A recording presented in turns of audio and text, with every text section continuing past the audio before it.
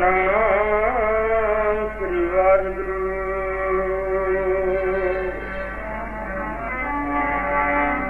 ਮੈਂ ਨਹੀਂ ਕਿਛ ਹਉ ਨਹੀਂ, ਮੈਂ ਨਹੀਂ ਕਿਛ ਹਉ ਨਹੀਂ, ਵਿਖਿਆ ਹੈ ਨਾ ਮੋਰਾ ਅਵਸਰ ਲੱਜਾ ਰਾਖ ਲਿਓ ਸਦਾ ਜਨ ਤੋਰਾ। ਦੁਨੀਆਂ ਦੇ ਅਰਦਾਸ ਹਮਾਰੀ ਜੀਓ ਪਿੰਡ ਸਭ ਤੇਰਾ, ਕਉ ਨਾਨਕ ਸਭ ਤੇਰੀ ਵਡਿਆਈ, ਕੋਈ ਨਾਮ ਨ ਜਾਣੇ ਮੇਰਾ।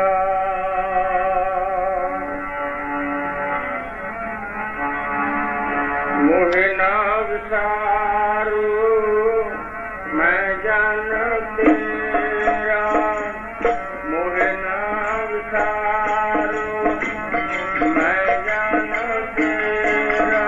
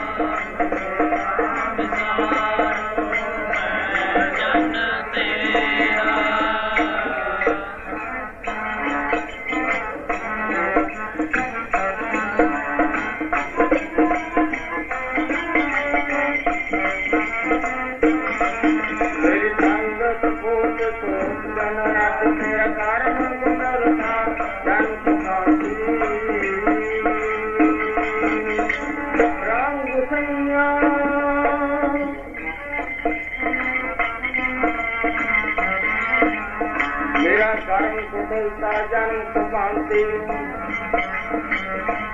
ਕਰਮਹੀਨ ਕੋਲਿਆਰ ਮੈਂ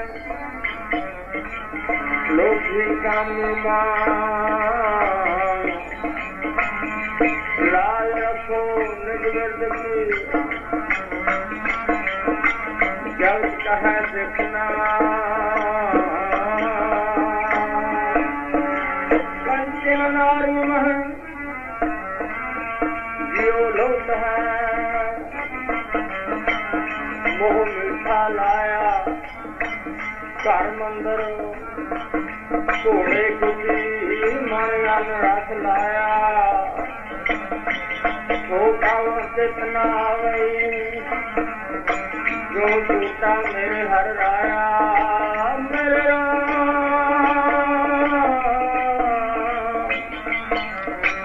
ਇਹ ਨੀਚ ਕਰਮ ਹਨ ਮੇਰੇ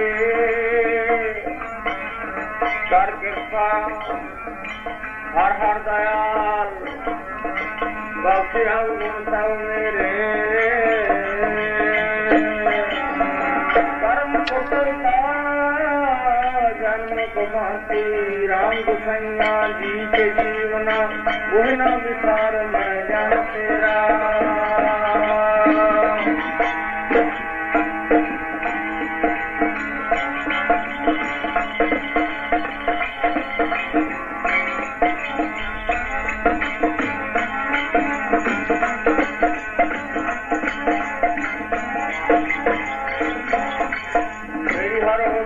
ਜਨ ਕਰੋ ਸੰਭਾਈ ਮੇਰੀ ਹਰ ਹੋ ਬਿਰਤ ਇੱਕ ਦੁਖ ਰਾਮ ਰਾਏ ਕਾਟੋ ਮੇਰਾ ਅਗਨ ਦਹੇ ਹਰ ਗੜ ਦੋ ਤੇਰਾ ਮੇਰੀ ਹਰ ਹੋ ਬਿਰਤ ਜਨ ਕਰੋ ਸੰਭਾਈ ਚਰਨ ਨਾ ਛੱਡੋ शरीर कर जाए शहर उदास करो तेरी संभा बेग मिलो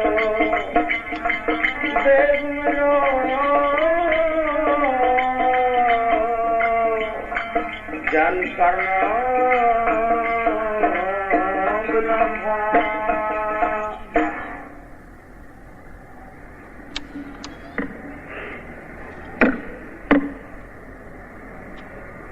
ਸਾਧ ਸੰਗਤ ਸਾਰੇ ਪ੍ਰੇਮੀ ਕੰਮਾਂ ਕਾਰਾਂ ਨੂੰ ਛੱਡ ਕੇ ਸਤਿਗੁਰੂ ਦੀ ਹਜ਼ੂਰੀ 'ਚ ਪਹੁੰਚੇ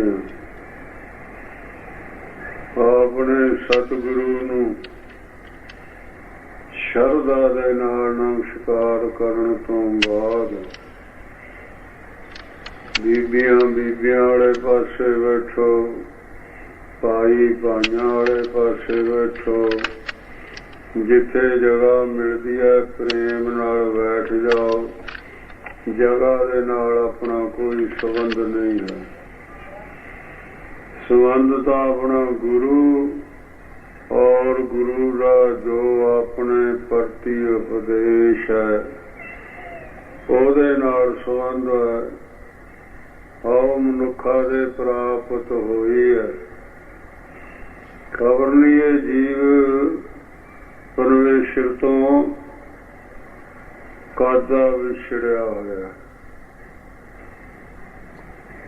ਇਹ ਦੁਨੀਆ ਦੇ ਵਿੱਚ ਭੜਕਦਾ ਫਿਰਦਾ ਮਨੁੱਖਾਂ ਦੇ ਨੂੰ ਪ੍ਰਾਪਤ ਹੋ ਗਿਆ। ਇਹ ਮਨੁੱਖਾਂ ਦੇ ਦੋ ਫਰਜ਼ ਨੇ। ਮੁੱਖ ਫਰਜ਼ ਤਾਂ ਹੈ ਪਰਮੇਸ਼ਰ ਦੀ ਬੰਦਗੀ ਕਰਨੀ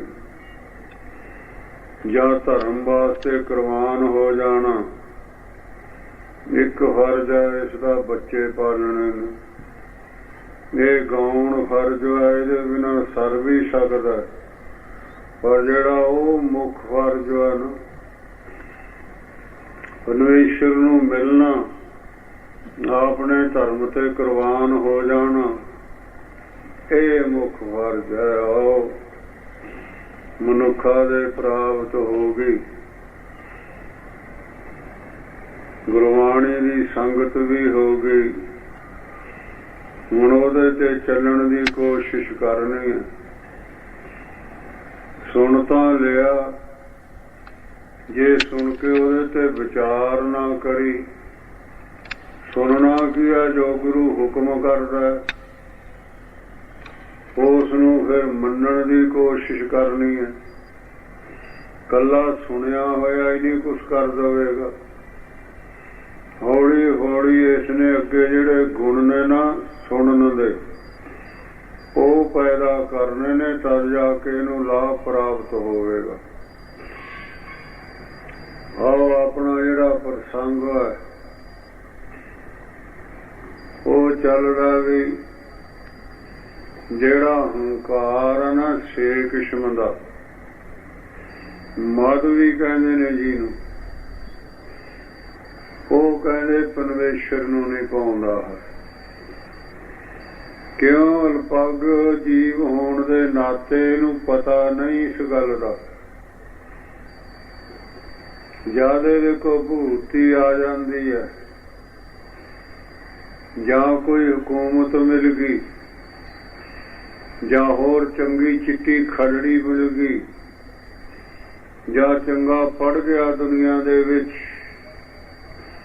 ਔਰ ਇਸ ਤਰ੍ਹਾਂ ਦਾ ਜਿਹੜਾ 6 ਕਿਸਮ ਦਾ ਮਦ ਹੈ, ਮਾਇਆ ਬਹੁਤੀ ਹੋ ਜਾਣੀ, ਉਹਦਾ ਫਿਰ ਹੰਕਾਰ ਹੋ ਜਾਂਦਾ। ਹੰਕਾਰ ਇਹਨੂੰ ਕਿਉਂ ਹੁੰਦਾ? ਹੰਕਾਰ ਇਹਨੂੰ ਹੁੰਦਾ ਇਹ ਅਗਿਆਨੀ ਹੈ। ਜਿੰਨਾ ਚਿਰ ਇਹਦਾ ਗਿਆਨ ਦੂਰ ਨਹੀਂ ਹੋਵੇਗਾ ਤਾਂ ਹੰਕਾਰ ਦੇ ਪੰਜੇ ਚੋਂ ਨਿਕਲ ਨਹੀਂ ਸਕਦਾ ਹੈ। ਗਿਆਨ ਕਦ ਹੋਵੇਗਾ? ਗਿਆਨ ਹੋਵੇਗਾ ਜਦ ਇਹ ਗੁਰੂ ਵਾਲਾ ਬਣੇਗਾ। ਜਿਹੜੀ ਵਿਦਿਆ ਕਿਸੇ ਨੇ ਪ੍ਰਾਪਤ ਕਰਨੀ ਹੈ ਨਾ, ਤਾਂ ਫਿਰ ਉਹ ਵਿਦਿਆ ਦਾ ਜਿਹੜਾ ਜਾਣੂ ਹੋਵੇਗਾ ਉਹਦੀ ਸੰਗਤ ਕਰਨੀ ਪਵੇਗੀ। ਔਰ ਜੇ ਇਹਨੇ ਗਿਆਨਵਾਨ ਹੋਣਾ ਤਾਂ ਫਿਰ ਗਿਆਨਵਾਨ ਗੁਰਸਿੱਖਾਂ ਔਰ ਮਹਾਂਪੁਰਸ਼ਾਂ ਤਤਵੇਦਾਂ ਦੀ ਸੰਗਤ ਕਰੇ। ਫਿਰ ਇਹਨੂੰ ਆਪਣੇ ਆਤਮਾ ਦਾ ਬੋਧ ਜਾਣੀ ਗਿਆਨ ਹੋਵੇਗਾ। ਗਿਆਨੀ ਆਪਣੇ ਆਪ ਨੂੰ ਇਹ ਜਾਣ ਲਵੇਗਾ ਵੀ ਮੈਂ ਸਰੀਰ ਨਹੀਂ ਹਾਂ। ਜੋ ਵੀ ਕਿਰਿਆ ਕਰਮ ਹੈ ਸਰੀਰ ਦੇ ਇੰਦਰੇ ਸ਼ਿੰਦਰੇ ਜੇ ਵੀ ਮੈਂ ਇਹ ਨਹੀਂ ਹਾਂ। ਜਿੰਨਾ ਚਿਰ ਇਹ ਮਨ ਦਾ ਸਮਝੋ ਗਿਆਨੀ ਹੈ ਇਹ। ਜਦ ਆਪਣੇ ਆਪ ਨੂੰ ਆਤਮਾ ਮੰਨਣ ਲੱਗ ਜਾਏਗਾ। ਆਤਮਾ ਮੰਨਣਾ ਕਿਹਨੇ ਹੈ? ਹੁਣ ਇਹ ਆਪਣੇ ਆਪ ਨੂੰ ਸਰੀਰ ਕੌਣ ਮੰਨਦਾ? ਜਿਹੜਾ ਸਪੂਰਨ ਸ਼ਕਤੀ ਆ ਆਪਣੇ ਅੰਦਰ, ਜਿਹਨੂੰ ਮਨ ਕਹਿੰਦੇ ਨੇ। ਆ ਜਿੰਨੇ ਦੁਨੀਆ ਦੇ ਪਦਾਰਥ ਨੇ ਸਾਰੇ ਮਨ ਦੀ ਹੀ ਮਨਾਉਤ ਹੈ ਨਾ। ਇਹ ਸਰੀਰ ਤਾਂ ਮਿੱਟੀ ਹੈ, 5 ਤੱਤਾਂ ਦਾ ਬਣਿਆ ਹੋਇਆ ਜੜਾ ਮੈਟਰ ਹੈ ਤਾਂ, ਔਰ ਇਸਦਾ ਸੰਬੰਧ ਸਰੀਰ ਨਾਲ ਹੈ। ਸਰੀਰ ਨਾਲ ਸੰਬੰਧ ਆਪ ਨਹੀਂ ਤੋੜ ਸਕਦਾ ਹੈ। ਸੁੱਤਾ ਪਿਆ ਆਦਮੀ ਆਪਣੇ ਘਰ ਨੂੰ ਬਚਾ ਨਹੀਂ ਸਕਦਾ ਹੈ। ਹਾਂ, ਇਹ ਗੁਰੂ ਵਾਲਾ ਬਣੇਗਾ। ਗੁਰੂ ਹੁੰਦਾ ਜਾਗਦਾ। ਤਤਵੇ ਤੇ ਮਹਾਤਮਾ ਜਿਹੜੇ ਹੁੰਦੇ ਨੇ ਉਹ ਵੀ ਜਾਗਦੇ ਨੇ। ਬ੍ਰਹਮ ਗਿਆਨੀ ਸਿੱਖ ਨੇ ਜਿਹੜੇ ਉਹ ਵੀ ਜਾਗਦੇ ਨੇ। ਭਾਈ ਗੁਰਦਾਸ ਨੇ ਵੀ ਲਿਖਿਆ ਨਾ, ਗੁਰ ਸਿੱਖ ਜੋਗੀ ਜਾਗਦੇ। ਜੋਗੀ ਕਿਹਨੂੰ ਕਹਿੰਦੇ ਨੇ? ਜਿਹੜਾ ਆਤਮਾ ਨਾਲ ਜੁੜਿਆ ਹੋਵੇ। ਆਤਮਾ ਸੌਂਦਾ ਨਹੀਂ। ਗੁਰਮੁਖ ਸੌਂਦੇ ਨੇ 3 ਗੁਣ। ਚੌਥਾ ਪਾਦਾ ਜਿਹੜਾ ਤੁਰਿਆ ਉਹ ਨਹੀਂ ਸੌਂਦਾ ਕਹਿੰਦੇ। ਇਸੇ ਤਰ੍ਹਾਂ ਜਿਹੜੇ ਗੁਰਸਿੱਖ ਪਰਮੇਸ਼ਰ ਦੇ ਨਾਲ ਜੁੜ ਗਏ। ਅਸਲੀ ਇਹਦਾ ਜੁੜਨਾ ਤਦ ਮੰਨਿਆ ਜਾਵੇਗਾ ਜਦ ਇਹ ਆਤਮਾ ਨਾਲ ਜੁੜੇਗਾ। ਜਦ ਸਰਗੁਣ ਸਤਿਗੁਣ ਹੁੰਦਾ ਨਾ, ਸਰੀਰ ਕਹਿੰਦੇ ਉਹ ਵਿਛੜ ਜਾਂਦਾ ਹੁੰਦਾ। ਉਹ ਤਾਂ ਕਿਸੇ ਕਰਤੱਵ ਕਰਮ ਕਰਨ ਵਾਸਤੇ, ਦੁਨੀਆ ਦੇ ਭਲੇ ਵਾਸਤੇ ਆਉਂਦਾ ਹੁੰਦਾ। ਫਿਰ ਉਹ ਸਰੀਰ ਦੀ ਉਮਰ ਆ ਉਹ ਰਹਿੰਦਾ ਨਹੀਂ ਹੁੰਦਾ। ਸਰੀਰ ਆ ਜਿਹੜਾ, ਹਾਂ ਜਿਹੜਾ ਉਹਦਾ ਨਿਰਾਕਾਰ ਸਰੂਪ ਹੈ ਨਾ, ਸਰਗੁਣ ਸਤਿਗੁਰੂ ਦਾ, ਉਹ ਕਹਿੰਦੇ ਹਮੇਸ਼ਾ ਇੱਕ ਰਸ ਰਹਿੰਦਾ। ਜਿਆਦੇ ਗੁਰੂ ਵਾਲਾ ਬਣ ਕੇ ਆਤਮਦਰਸ਼ੀਆਂ ਦੀ, ਆਤਮਵਾਦੀਆਂ ਦੀ ਦੁਨੀਆ ਚ ਆਵੇਗਾ। ਹੁਣ ਤਾਂ ਇਹ ਪਰਮਾਰਥਵਾਦੀਆਂ ਦੀ ਦੁਨੀਆ ਚ ਨਾ, ਫੇਰ ਇਹ ਆਤਮਾ ਨਾਲ ਜੁੜੇਗਾ। ਆਤਮਵਾਦੀ, ਆਤਮਦਰਸ਼ੀ ਜਿਹੜੇ ਗੁਰਸਿੱਖ ਹੋਣਗੇ, ਉਹ ਫਿਰ ਇਸ ਨੂੰ ਹੌਲੀ ਹੌਲੀ ਤਰੀਕੇ ਦੱਸਣਗੇ। ਜੈਸੇ ਸਕੂਲਾਂ ਕਾਲਜਾਂ ਦੇ ਵਿੱਚ ਬੱਚੇ ਪੜ੍ਹਦੇ ਨੇ, ਪਹਿਲੀ ਤੋਂ ਸ਼ੁਰੂ ਹੁੰਦੇ ਨੇ, ਹੌਲੀ ਹੌਲੀ ਮਾਸਟਰ ਹੁੰਦੇ ਨੇ, ਫਿਰ ਪ੍ਰੋਫੈਸਰ ਹੁੰਦੇ ਨੇ, ਫਿਰ ਪ੍ਰਿੰਸੀਪਲ ਹੁੰਦੇ ਨੇ। ਹੌਲੀ ਹੌਲੀ ਅੱਗੇ ਨੂੰ ਇਹਦੀ ਬੁੱਧ ਜਿਹੜੀ ਬਹੁਤ ਤੀਸ਼ਣ ਵਿਦਿਆ ਨੂੰ ਫੜਦੀ ਹੈ, ਹੌਲੀ ਹੌਲੀ ਉਹ ਫਿਰ ਐਮਏ ਦੀ ਡਿਗਰੀ ਲੈਂਦਾ। ਆਪਣੇ ਆਪ ਨਹੀਂ ਮਿਲੇਗੀ, ਕਿਸੇ ਦੇ ਦੁਆਰਾ ਮਿਲੇਗੀ। ਇਹ ਤਾਂ ਅਸੂਲ ਹੈ ਗੁਰਮੁਖ। ਜੇ ਤਾਂ ਰੱਬ ਨੂੰ ਮਿਲਣਾ ਨਾ, ਜੇ ਤਾਂ ਦੁਨੀਆ ਤੋਂ ਛੁਟਕਾਰਾ ਪਾਉਣਾ ਹੈ ਜੀਵ, ਤਿਉਂ ਕਰ ਫਿਰ ਜਿਹੜੇ ਮਿਲੇ ਹੋਏ ਨੇ ਨਾ। ਹੁਣ ਜਿਹੜਾ ਆਤਮਦਰਸ਼ੀ ਆ ਉਸਦਾ ਪਤਾ ਨਹੀਂ ਵੀ ਕੌਣ ਆ ਉਹ, ਕਿਉਂ ਬਾਜ ਤਾਂ ਉਹਦੇ ਚਾਰ ਬਾਹਾਂ ਤਾਂ ਆਉਣੀਆਂ ਨਹੀਂ ਹਨ। ਇਹ ਤਾਂ ਗਰੀਬ ਅਵਸਥਾ ਮਨ ਦੀ ਗੁਰਮੁਖ।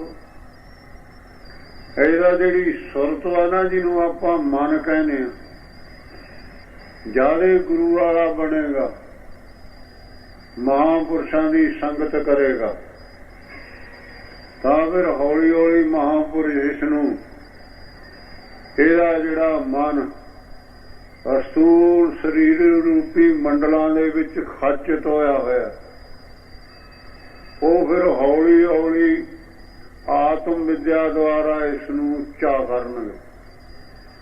ਅਸਤੂਲ ਮੰਡਲਾਂ ਤੋਂ ਚੱਕਣਗੇ, ਨਾਮ ਦੇ ਆਸਰੇ ਸੂਖਮ ਮੰਡਲਾਂ ਨੂੰ ਲਿਜਾਣਗੇ।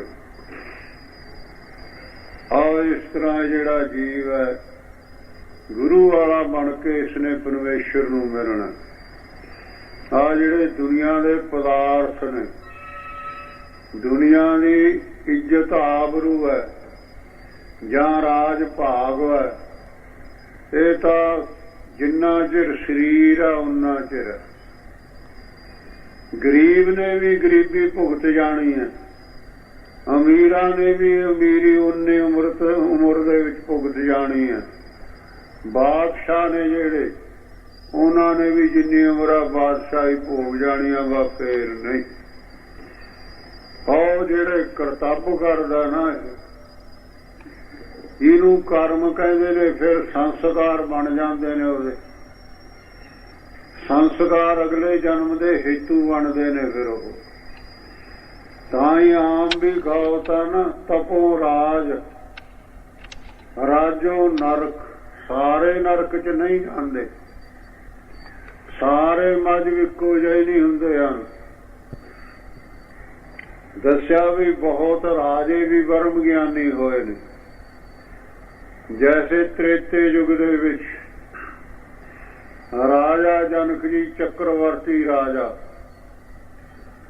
ਅਸ਼ਟਾਵਕਰ ਮੁਨੀ ਦੀ ਸੰਗਤ ਦੁਆਰਾ ਉਸਨੂੰ ਗਿਆਨ ਹੋ ਗਿਆ, ਸੀ ਰਾਜਾ। ਆਓ ਇਸ ਤਰ੍ਹਾਂ ਉਹ ਮੁਕਤ ਅਵਸਥਾ ਨੂੰ ਪ੍ਰਾਪਤ ਹੋਇਆ। ਆਓ ਰਾਜ ਭਾਗ ਦੇ ਵਿੱਚ ਆ ਕੇ ਹੰਕਾਰ ਹੋ ਜਾਂਦਾ, ਗੁਰੂ ਕੋ ਸਭ ਨੂੰ ਹੀ ਹੋ ਜਾਂਦਾ। ਜੋ ਗੁਰਬਾਣੀ ਨੇ ਲਿਖ ਦਿੱਤਾ ਨਾ, ਉਹਨੂੰ ਕੋਈ ਮੇਟ ਨਹੀਂ ਸਕਦਾ ਦੁਨੀਆ ਦਾ ਜਿਹੜਾ ਜੀਵ ਹੈ, ਕਿਉਂ ਬਾਣੀ ਸਰਵੱਗ ਦੀ ਉਚਾਰਨ ਕਰੀ ਹੋਈ ਹੈ। ਬਾਕੀ ਜਿਹੜੇ ਭਗਤ ਸਨ ਉਹ ਆਤਮਦਰਸ਼ੀ ਸਨ। ਆਤਮਾ ਔਰ ਰੱਬ ਇੱਕੋ ਹੀ ਨੇ, ਨੌ ਦੋ ਨੇ। ਔਰ ਇਸੇ ਤਰ੍ਹਾਂ ਜਿਹੜੇ ਭਗਤ ਹੁੰਦੇ ਨੇ ਜਾਂ ਗੁਰਸਿੱਖ, ਜਦ ਉਹਨਾਂ ਦੀ ਸੁਰਤ ਆਤਮਾ ਨਾਲ ਜੁੜਦੀ ਹੈ ਨਾ, ਸਮਝੋ ਉਹ ਰੱਬ ਦੇ ਦੇਸ਼ ਵਿੱਚ ਚਲੇ ਜਾਂਦੇ ਨੇ। ਰੱਬ ਦੇ ਦੇਸ਼ 'ਚ ਜਦ ਸਾਰਿਆਂ ਦਾ ਇੱਕੋ ਹੀ ਦੇਸ਼ ਆ ਤਾਂ ਕੰਮ ਵੀ ਇੱਕੋ ਹੀ ਹੋਵੇਗਾ। ਫਿਰ ਉੱਥੇ ਉੱਠਣਾ ਬੈਠਣਾ ਵੀ ਇੱਕੋ ਹੀ ਹੋਵੇਗਾ। ਆਏ ਦੁਨੀਆ ਦਾ ਉੱਠਣਾ ਬੈਠਣਾ ਲਹਿਦਾ ਲਹਿਦਾ, ਪਰ ਜਿੱਥੇ ਆਤਮਾ ਹੈ ਨਾ, ਉਹਦੇ ਜਿੰਨੇ ਆਤਮਦਰਸ਼ੀ ਹੋਣਗੇ ਸਾਰਿਆਂ ਦਾ ਇੱਕੋ ਜਿਹਾ ਕਰਤੱਵ, ਇੱਕੋ ਹੀ ਉੱਠਣਾ ਬੈਠਣਾ, ਇੱਕੋ ਹੀ ਉਹਨਾਂ ਦੀ ਆਵਾਜ਼ ਹੋਵੇਗੀ। ਔਰ ਇਸ ਤਰ੍ਹਾਂ ਜਿਹੜਾ ਇਹ ਪਦਾਰਥ ਨੇ, ਹੰਕਾਰ ਹੋ ਜਾਂਦਾ ਪਦਾਰਥਾਂ ਦਾ। 6 ਕਿਸਮ ਦਾ ਦੱਸਿਆ ਹੰਕਾਰ। ਰਾਜ ਦਾ ਹੰਕਾਰ ਹੋ ਜਾਣਾ, ਹਕੂਮਤ ਦਾ ਹੰਕਾਰ ਹੋ ਜਾਣਾ, ਜਵਾਨੀ ਦਾ ਹੰਕਾਰ ਹੋ ਜਾਣਾ, ਚੰਗੀ ਖਲੜੀ ਦਾ ਹੰਕਾਰ ਹੋ ਜਾਣਾ, ਵਿਦਿਆ ਦਾ ਹੰਕਾਰ ਹੋ ਜਾਣਾ, ਧਨ ਦਾ ਹੰਕਾਰ ਹੋ ਜਾਣਾ। ਕਹਿੰਦੇ ਪਰਮੇਸ਼ਰ ਨੂੰ ਨਹੀਂ ਪਾਉਂਦਾ ਗੁਰਮੁਖ। ਔਰੰਗਜ਼ੇਬ ਨੂੰ ਕਾਈਆਂ ਮਲਾਣਿਆਂ ਨੇ ਬਹਿਕਾ ਕੇ ਰਾਜ ਵਿੱਚ ਮੱਧ ਵਿੱਚ ਆ ਕੇ ਹੰਕਾਰ ਹੋ ਗਿਆ। ਬਈ 2 ਮਜ਼ਹਬ ਨੇ, ਮੈਂ ਇੱਕ ਮਜ਼ਹਬ ਕਰਦਿਆਂ ਝਗੜਾ ਹੀ ਮੁੱਕ ਜਾਵੇਗਾ। ਜਿਹੜਾ ਰੱਬ ਦਾ ਝਗੜਾ ਛੇੜਿਆ ਆ, ਕੌਣ ਮੁਕਾ ਦੇਗਾ ਇਹਨੂੰ? ਜਿਹਦਾ ਝਗੜਾ ਛੇੜਿਆ ਹੁੰਦਾ ਉਹ ਆਪ ਤਾਂ ਮੁਕਾ ਸਕਦਾ।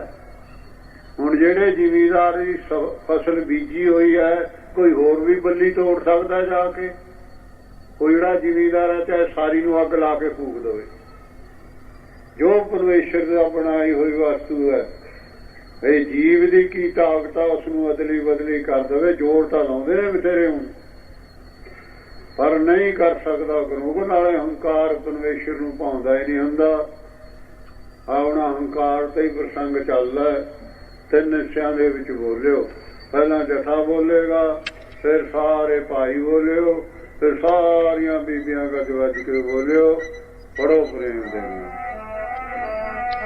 ਰੱਗ ਨਾ ਕਿਸੇ ਨੂੰ ਜਾਵੇ, ਆਉਣ ਵਾਲੋ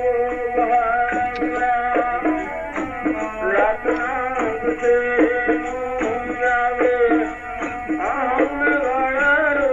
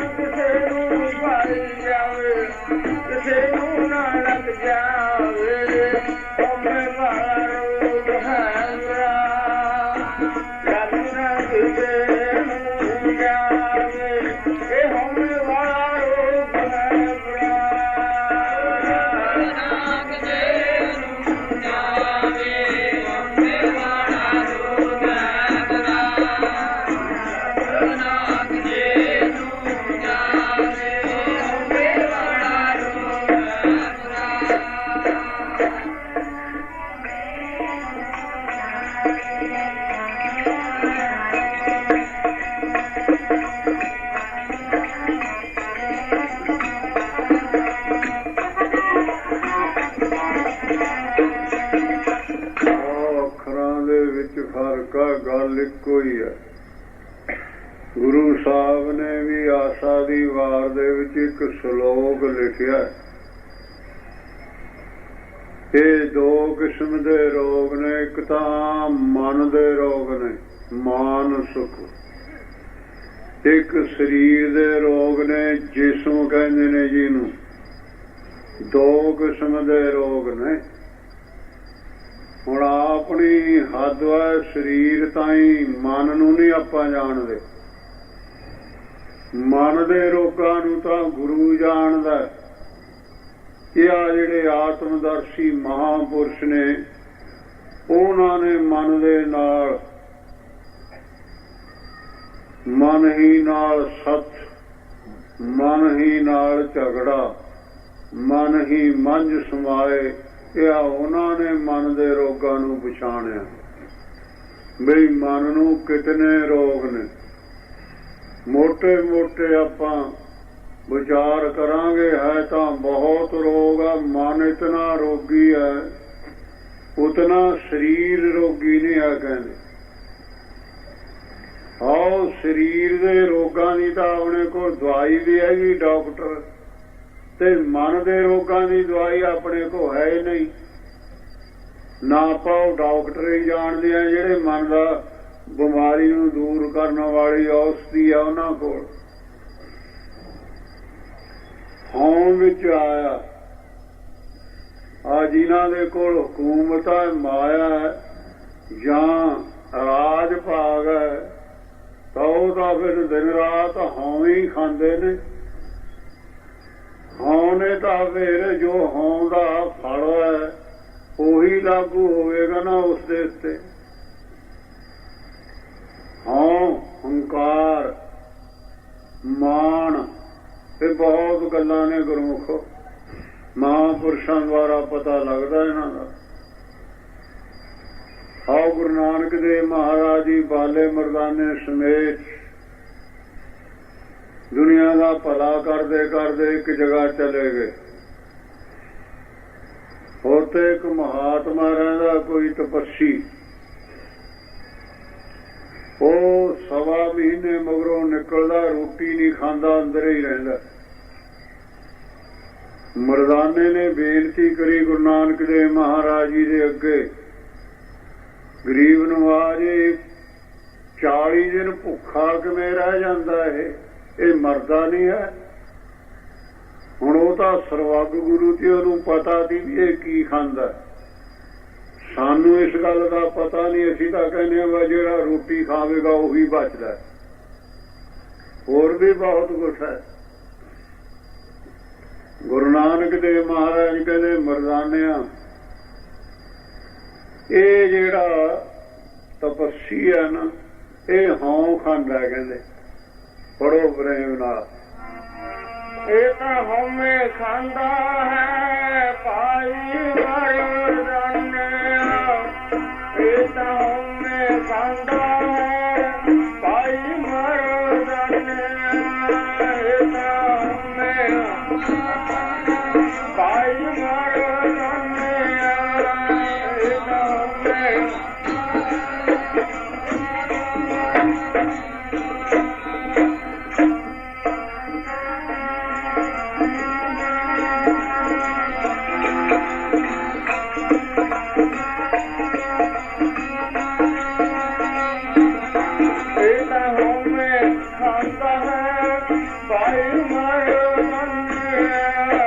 ਇਹ ਤਾਂ ਹਉਮੈ ਖਾਂਦਾ ਹੈ ਭਾਈ ਮਰਦਾਨਿਆ।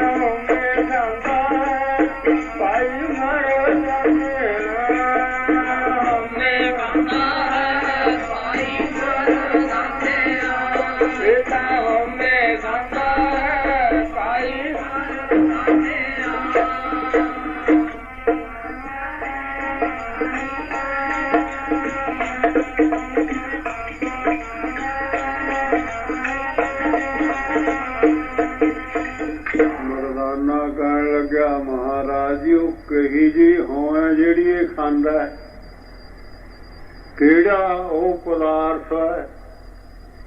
ਮਹਾਰਾਜ ਕਹਿੰਦੇ 40 ਦਿਨ ਰਹਿੰਦਾ ਅੰਦਰ, ਜਿੱਦਣ ਇਹਨੇ ਨਿਕਲਣਾ ਹੁੰਦਾ ਨਾ ਫਿਰ ਦੁਨੀਆ ਦਾ ਇੱਥੇ ਮੇਲਾ ਲੱਗ ਜਾਂਦਾ ਆ ਕੇ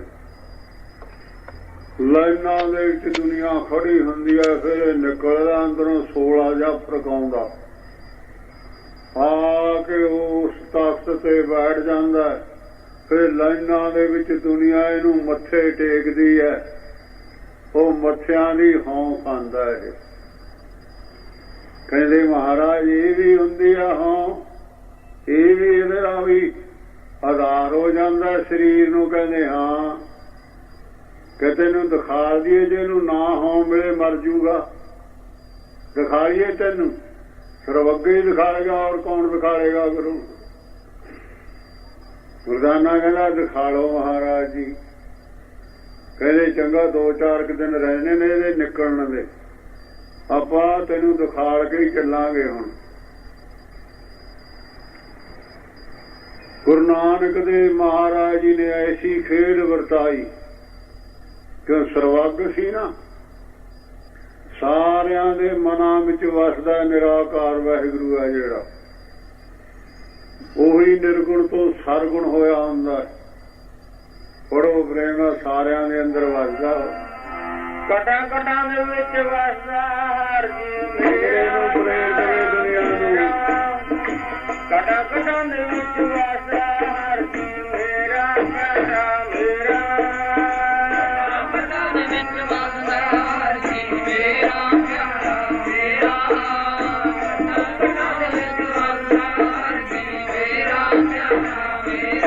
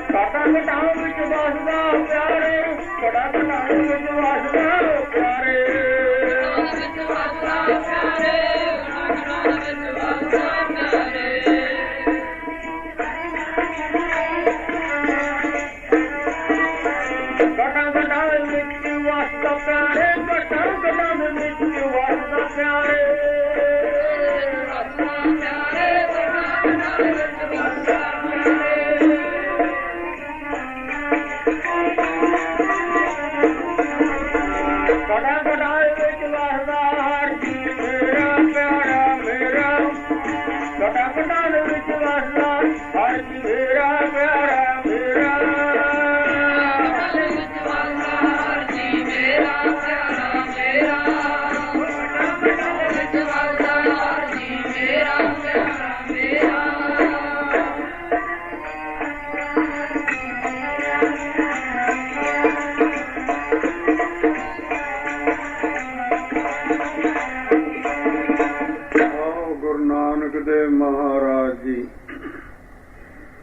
सारी दुनिया का जिहड़ा साखी है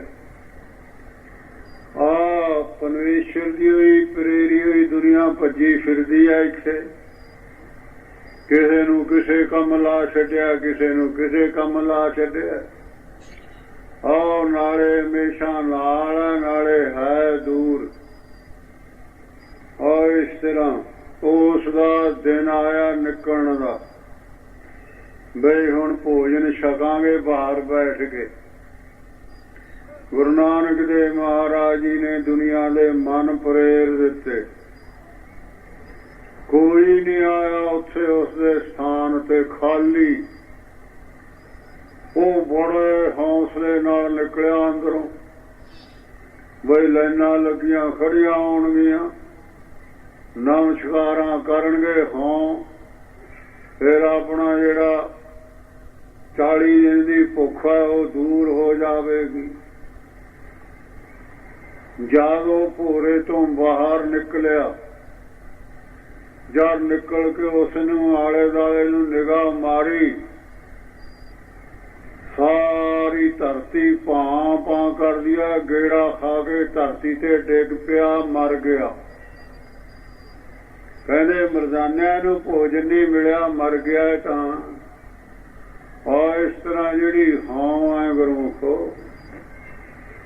सारी दुनिया हों ते सवार हुई हुई है। हों ते ताई गुरु साहब ने लिखा ना, हों विच आया, हों ते ही कर्म करे ने पिछे, हुण फेर हों आ गई अगे। जे ने गुरु आला बन के निरीक्षित कर्म करे हुंदे तां फिर हों काहनूं आउंदी। जो निरहंकार आत्मा उहदे विच लय हो जांदा है। हों विच आया, हों विच गया। आ दे लो किवें हों दियां पंडां बन्नदे आपां। ये मन दे रोग ने, मन जिथे जावेगा नाल जाणगे। शरीर ने तां इत्थे रह जाना ना। और इस तरह हों विच आया, हों विच गया, हों विच जम्मिया, हों विच मूआ, हों विच दिता, हों विच लिया। हों दे विच दिंदा, लड़की विआहुंदा, बियादरी दे विच बैठ के फिर कहंदा मैं कार दित्ती है। हों हों विच दिता, हों विच लिया। कोई प्रेमी आउंदा रिश्ता करन, भाई मैं अपनी लड़की का रिश्ता करना, सरदार जी किकना गलबात। कहना मर्सरी गड्डी लाऊंगा। हाँ ये अंदर होर की है, तेरे वर्गा भला इत्थे कोई आया मर्सरी लैण वाला? तू ही मर्सरी लैण आया इत्थे हुण नवां चौधरी। वो 4 दिन ने तो दुनिया घट के कहा हो खबली किधर नूं घड़ीसी फिर गए तेनू जमदूत बड़ो प्रेम नाल। इसे नूं तां ज्ञान कहंदे। तैनू पार लंघण नहीं देना,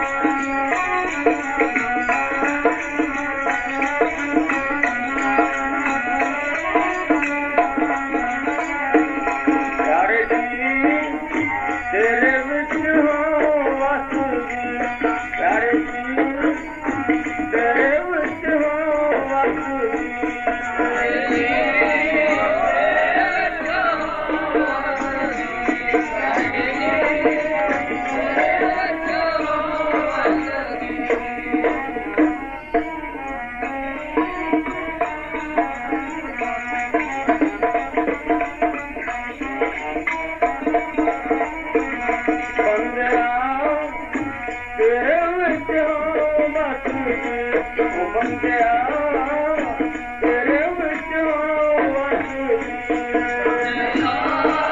ਤੇਰੇ ਵਿੱਚ ਵਸਦੀ ਉਹ ਬੰਦਿਆ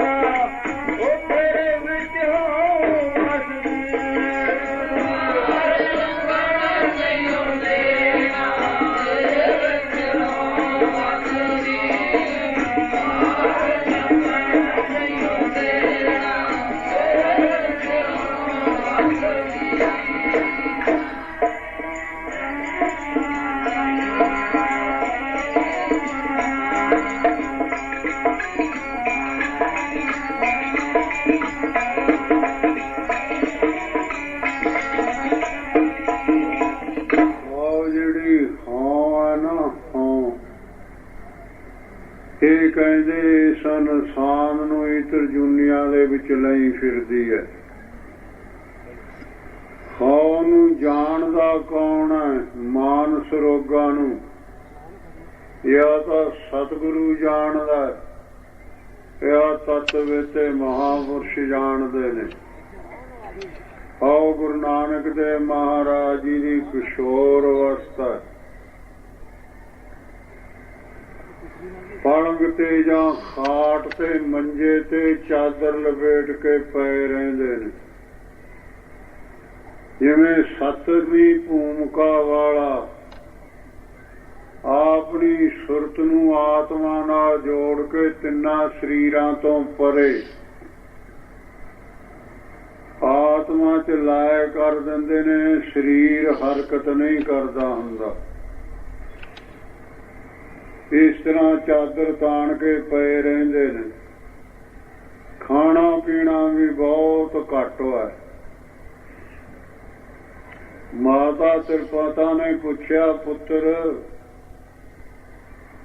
ਕੀ ਗੱਲ ਹੈ, ਤੂੰ ਖਾਂਦਾ ਪੀਂਦਾ ਨਹੀਂ, ਪਿਆਰ ਹੈ ਨਾ ਬਿਮਾਰ ਹੈ, ਤੇਰਾ ਇਲਾਜ ਕਰਾ ਦਈਏ? ਕਹਿਣ ਲੱਗਾ, ਮਾਤਾ ਮੈਨੂੰ ਕੋਈ ਬਿਮਾਰੀ ਨਹੀਂ ਹੈ। ਇਸ ਤਰ੍ਹਾਂ ਜੇ ਕੋਈ ਪਰਮਾਰਥ ਵਚਨ ਕਰਨ ਵਾਲਾ ਬਾਹਰ ਸਾਧੂ ਆਉਂਦਾ ਤਾਂ ਦਿਵ ਦ੍ਰਿਸ਼ਟੀ ਦੁਆਰਾ ਦੇਖ ਕੇ ਮਿਲ ਕੇ ਉਸੇ ਤਰ੍ਹਾਂ ਹੀ ਆ ਕੇ ਪੈ ਜਾਂਦੇ ਨੇ। ਮੈਂ ਤਾਂ ਕਾਲੂ ਨੂੰ ਕਿਹਾ, ਸਿਆਣੇ ਬੰਦਿਆਂ ਨੇ ਸਮਝ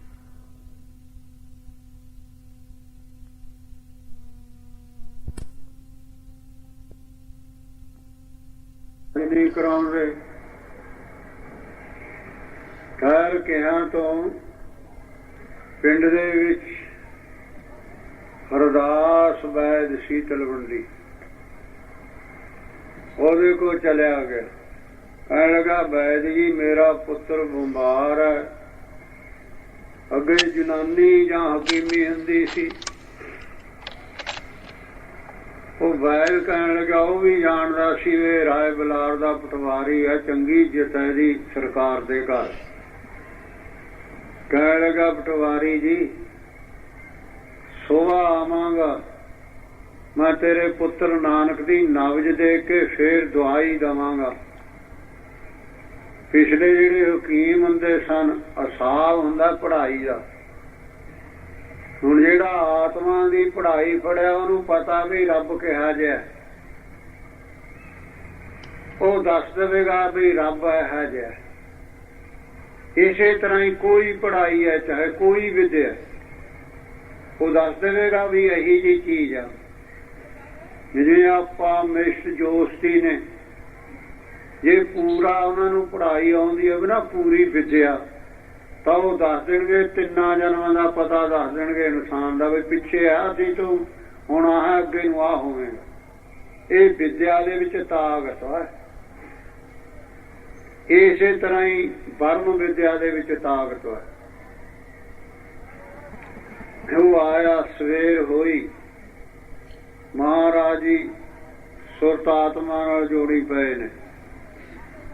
ਮੂਹਰਾ ਡਾਤਾ ਬੈਠ ਗਿਆ, ਹੌਲੀ ਦੇ ਕੇ ਚਾਦਰ ਚੱਕ ਕੇ ਮਹਾਰਾਜ ਜੀ ਦਾ ਗੁੱਟ ਫੜ ਕੇ ਬਾਹਰ ਕੱਢ ਲਿਆ।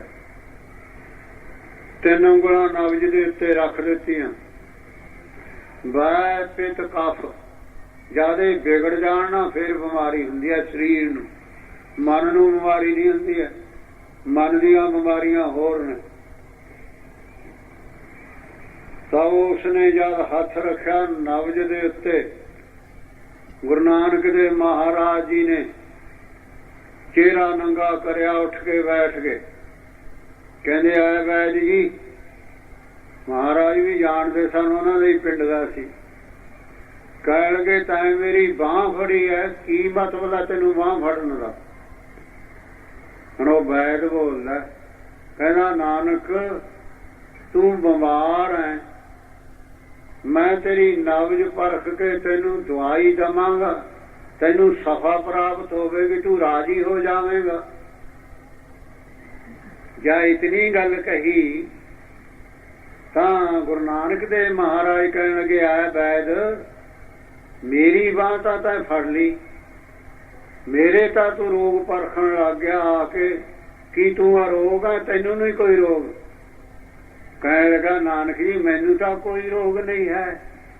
ਗੁਰੂ ਨਾਨਕ ਦੇਵ ਮਹਾਰਾਜ ਕਹਿੰਦੇ ਤੂੰ ਕਿਹਦਾ ਵਿਚਾਰਾ, ਸਾਰੀ ਦੁਨੀਆ ਰੋਗੀ ਹੈ, ਮਨ ਕਰਕੇ ਆ, ਉਹ ਤਾਂ ਵਿਚਾਰਾ ਸਰੀਰਕ ਜਾਣਦਾ ਸੀ। ਪੜੋ ਪ੍ਰੇਮ ਨਾਲ, ਤੈਨੂੰ ਰੋਗ ਦਾ ਪਤਾ ਨਹੀਂ ਕੋਈ, ਉਹ ਤਾਂ ਮੇਰੀ ਮਾਂ ਛੱਡ, ਤੈਨੂੰ ਰੋਗ ਦਾ ਪਤਾ ਜਿਹਨੂੰ ਰੱਬ ਦੀ ਤਰਫ ਲੱਗੇ ਆਏ ਬੈਠ ਕੇ ਜਾਣੇ ਆਸਰੇ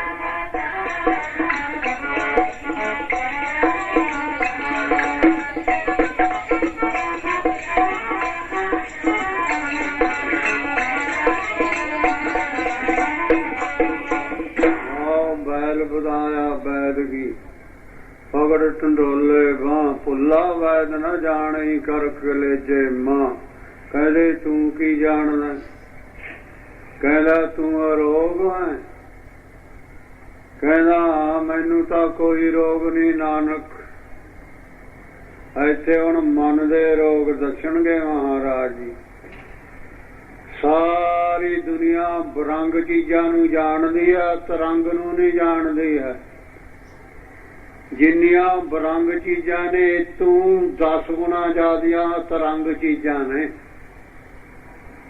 ਉਹਨਾਂ ਨੂੰ ਜਾਣੇ ਕੌਣ ਦੇਖੇ ਕੌਣ ਉਹਨਾਂ ਕੀ ਲਖੇ ਕੌਣ ਲਖੇ ਤਾਂ ਜਿਹੜੇ ਉਹਨਾਂ ਚ ਲਖੇ ਹੋਏ ਨੇ ਉਹਨਾਂ ਦੀ ਸੰਗਤ ਕਰੇ ਤੇ ਫਿਰ ਘਾਲਣਾ ਕਰੇ ਜਿਵੇਂ ਬੱਚੇ ਘਾਲਣਾ ਕਰਦੇ ਨੇ ਪੜ੍ਹਾਈ ਐਵੇਂ ਗੱਲਾਂ ਨਾਲ ਤਾਂ ਕੁਛ ਨਹੀਂ ਬਣਦਾ ਗੁਰੂ ਜਿਹਨੂੰ ਕੁਛ ਮਿਲਿਆ ਮਸਕਤ ਸੇ ਪ੍ਰਾਪਤ ਹੋਤੀ ਹੈ ਚੀਜ਼ ਐਵੇਂ ਨਹੀਂ ਹੋਵੇਗੀ ਬਾੜ ਤੋਂ ਪੂਰਾ ਨਹੀਂ ਲਿਆ ਨਾ ਲੈਣਾ ਹੀ ਆ ਬਸ ਜ਼ਿੰਦਗੀਆਂ ਗਲ ਗਈਆਂ ਮਹਾਂਪੁਰਸ਼ਾਂ ਦੀਆਂ ਸਾਧਨਾ ਕਰਦਿਆਂ ਦੀਆਂ ਤਦ ਜਾ ਕੇ ਆਤਮਾ ਦਾ ਝਲਕਾ ਪੈਣਾ ਸ਼ੁਰੂ ਹੋਇਆ ਆਹ ਇਸ ਤਰ੍ਹਾਂ ਇਹ ਵੀ ਕੋਈ ਵਿਧਾਨ ਆ ਪਰਮੇਸ਼ਰ ਦਾ ਅਸੂਲ ਆ ਮਰਜ਼ਾਦਾ ਜਿਹੜੇ ਦੁਨਿਆਵੀ ਰਾਏ ਜਾਂ ਹਕੂਮਤਾਂ ਦਾ ਵੀ ਕੋਈ ਵਿਧਾਨ ਹੁੰਦਾ ਉਹ ਲਿਖਿਆ ਹੁੰਦਾ ਜੈਸੇ ਅਸੀਂ ਜੀਟੀ ਰੋਡ ਤੋਂ ਦੀ ਤੁਰੇ ਆਉਂਦੇ ਸਾਂ ਉਹ ਟ੍ਰੈਫਿਕ ਵਾਲੇ ਖੜੇ ਸੀ ਉੱਥੇ ਆ ਜਿਹੜੇ ਟਰੱਕਾਂ ਨੂੰ ਚੈੱਕ ਕਰਦੇ ਨੇ ਜਦ ਅਸੀਂ ਉਹਨਾਂ ਤੋਂ ਲਖੇ 100 ਟਰੱਕ ਲਾਈਨ ਲੱਗੀ ਖੜੀ ਮਕਾਈ ਕਿਉਂ ਖੜ ਗਏ ਕਹਿੰਦੇ ਜੀ ਕਹਾਂ ਚੈੱਕ ਕਰਦੇ ਨੇ ਜਾਂ ਟਰੱਕ ਖੜ ਜਾਂਦੇ ਨਾ ਕੱਚੇ ਪਹੀਆ ਲਾ ਦਿੰਦੇ ਨੇ ਉਹ ਚਾਹੇ ਕੋਲ ਫਿਰੀ ਜਾਣ ਉਹ ਚੈੱਕ ਨਹੀਂ ਕਰ ਸਕਦੇ ਇਹ ਅਸੂਲ ਹੈ ਔਰ ਇਸ ਤਰ੍ਹਾਂ ਹੀ ਪਰਮੇਸ਼ਰ ਦਾ ਵੀ ਕੋਈ ਅਸੂਲ ਹੈ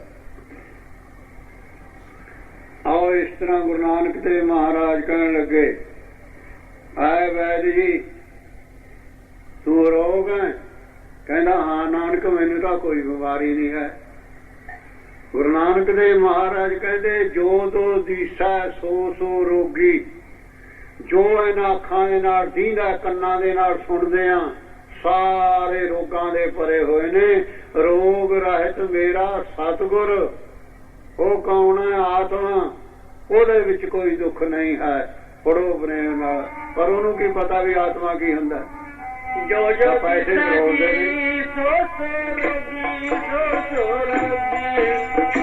ਜੋ ਜੋ ਦਿਸਾਜੀ ਸੋ ਸੋ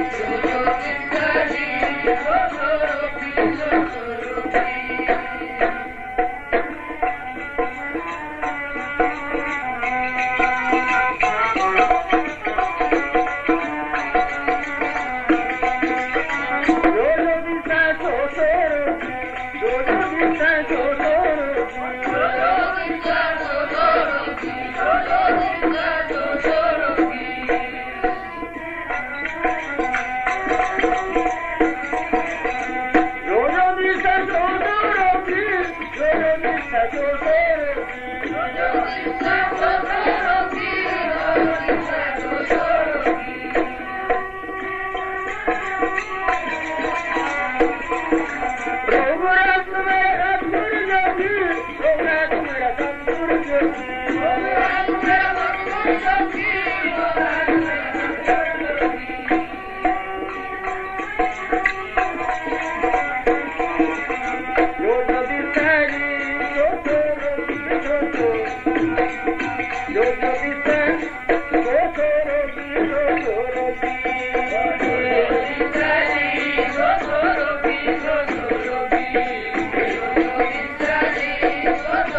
you.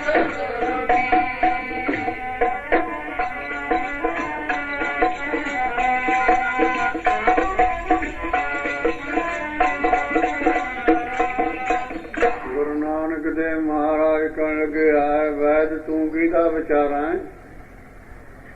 ਲੈ ਕੇ ਗਰੀਬ ਤੋਂ ਸਵਰਗ ਦੇ ਰਾਜੇ ਇੰਦਰ ਤਾਈਂ ਰੋਗੀ ਨੇ, ਦੁਖੀ ਨੇ, ਦੁਖੀ।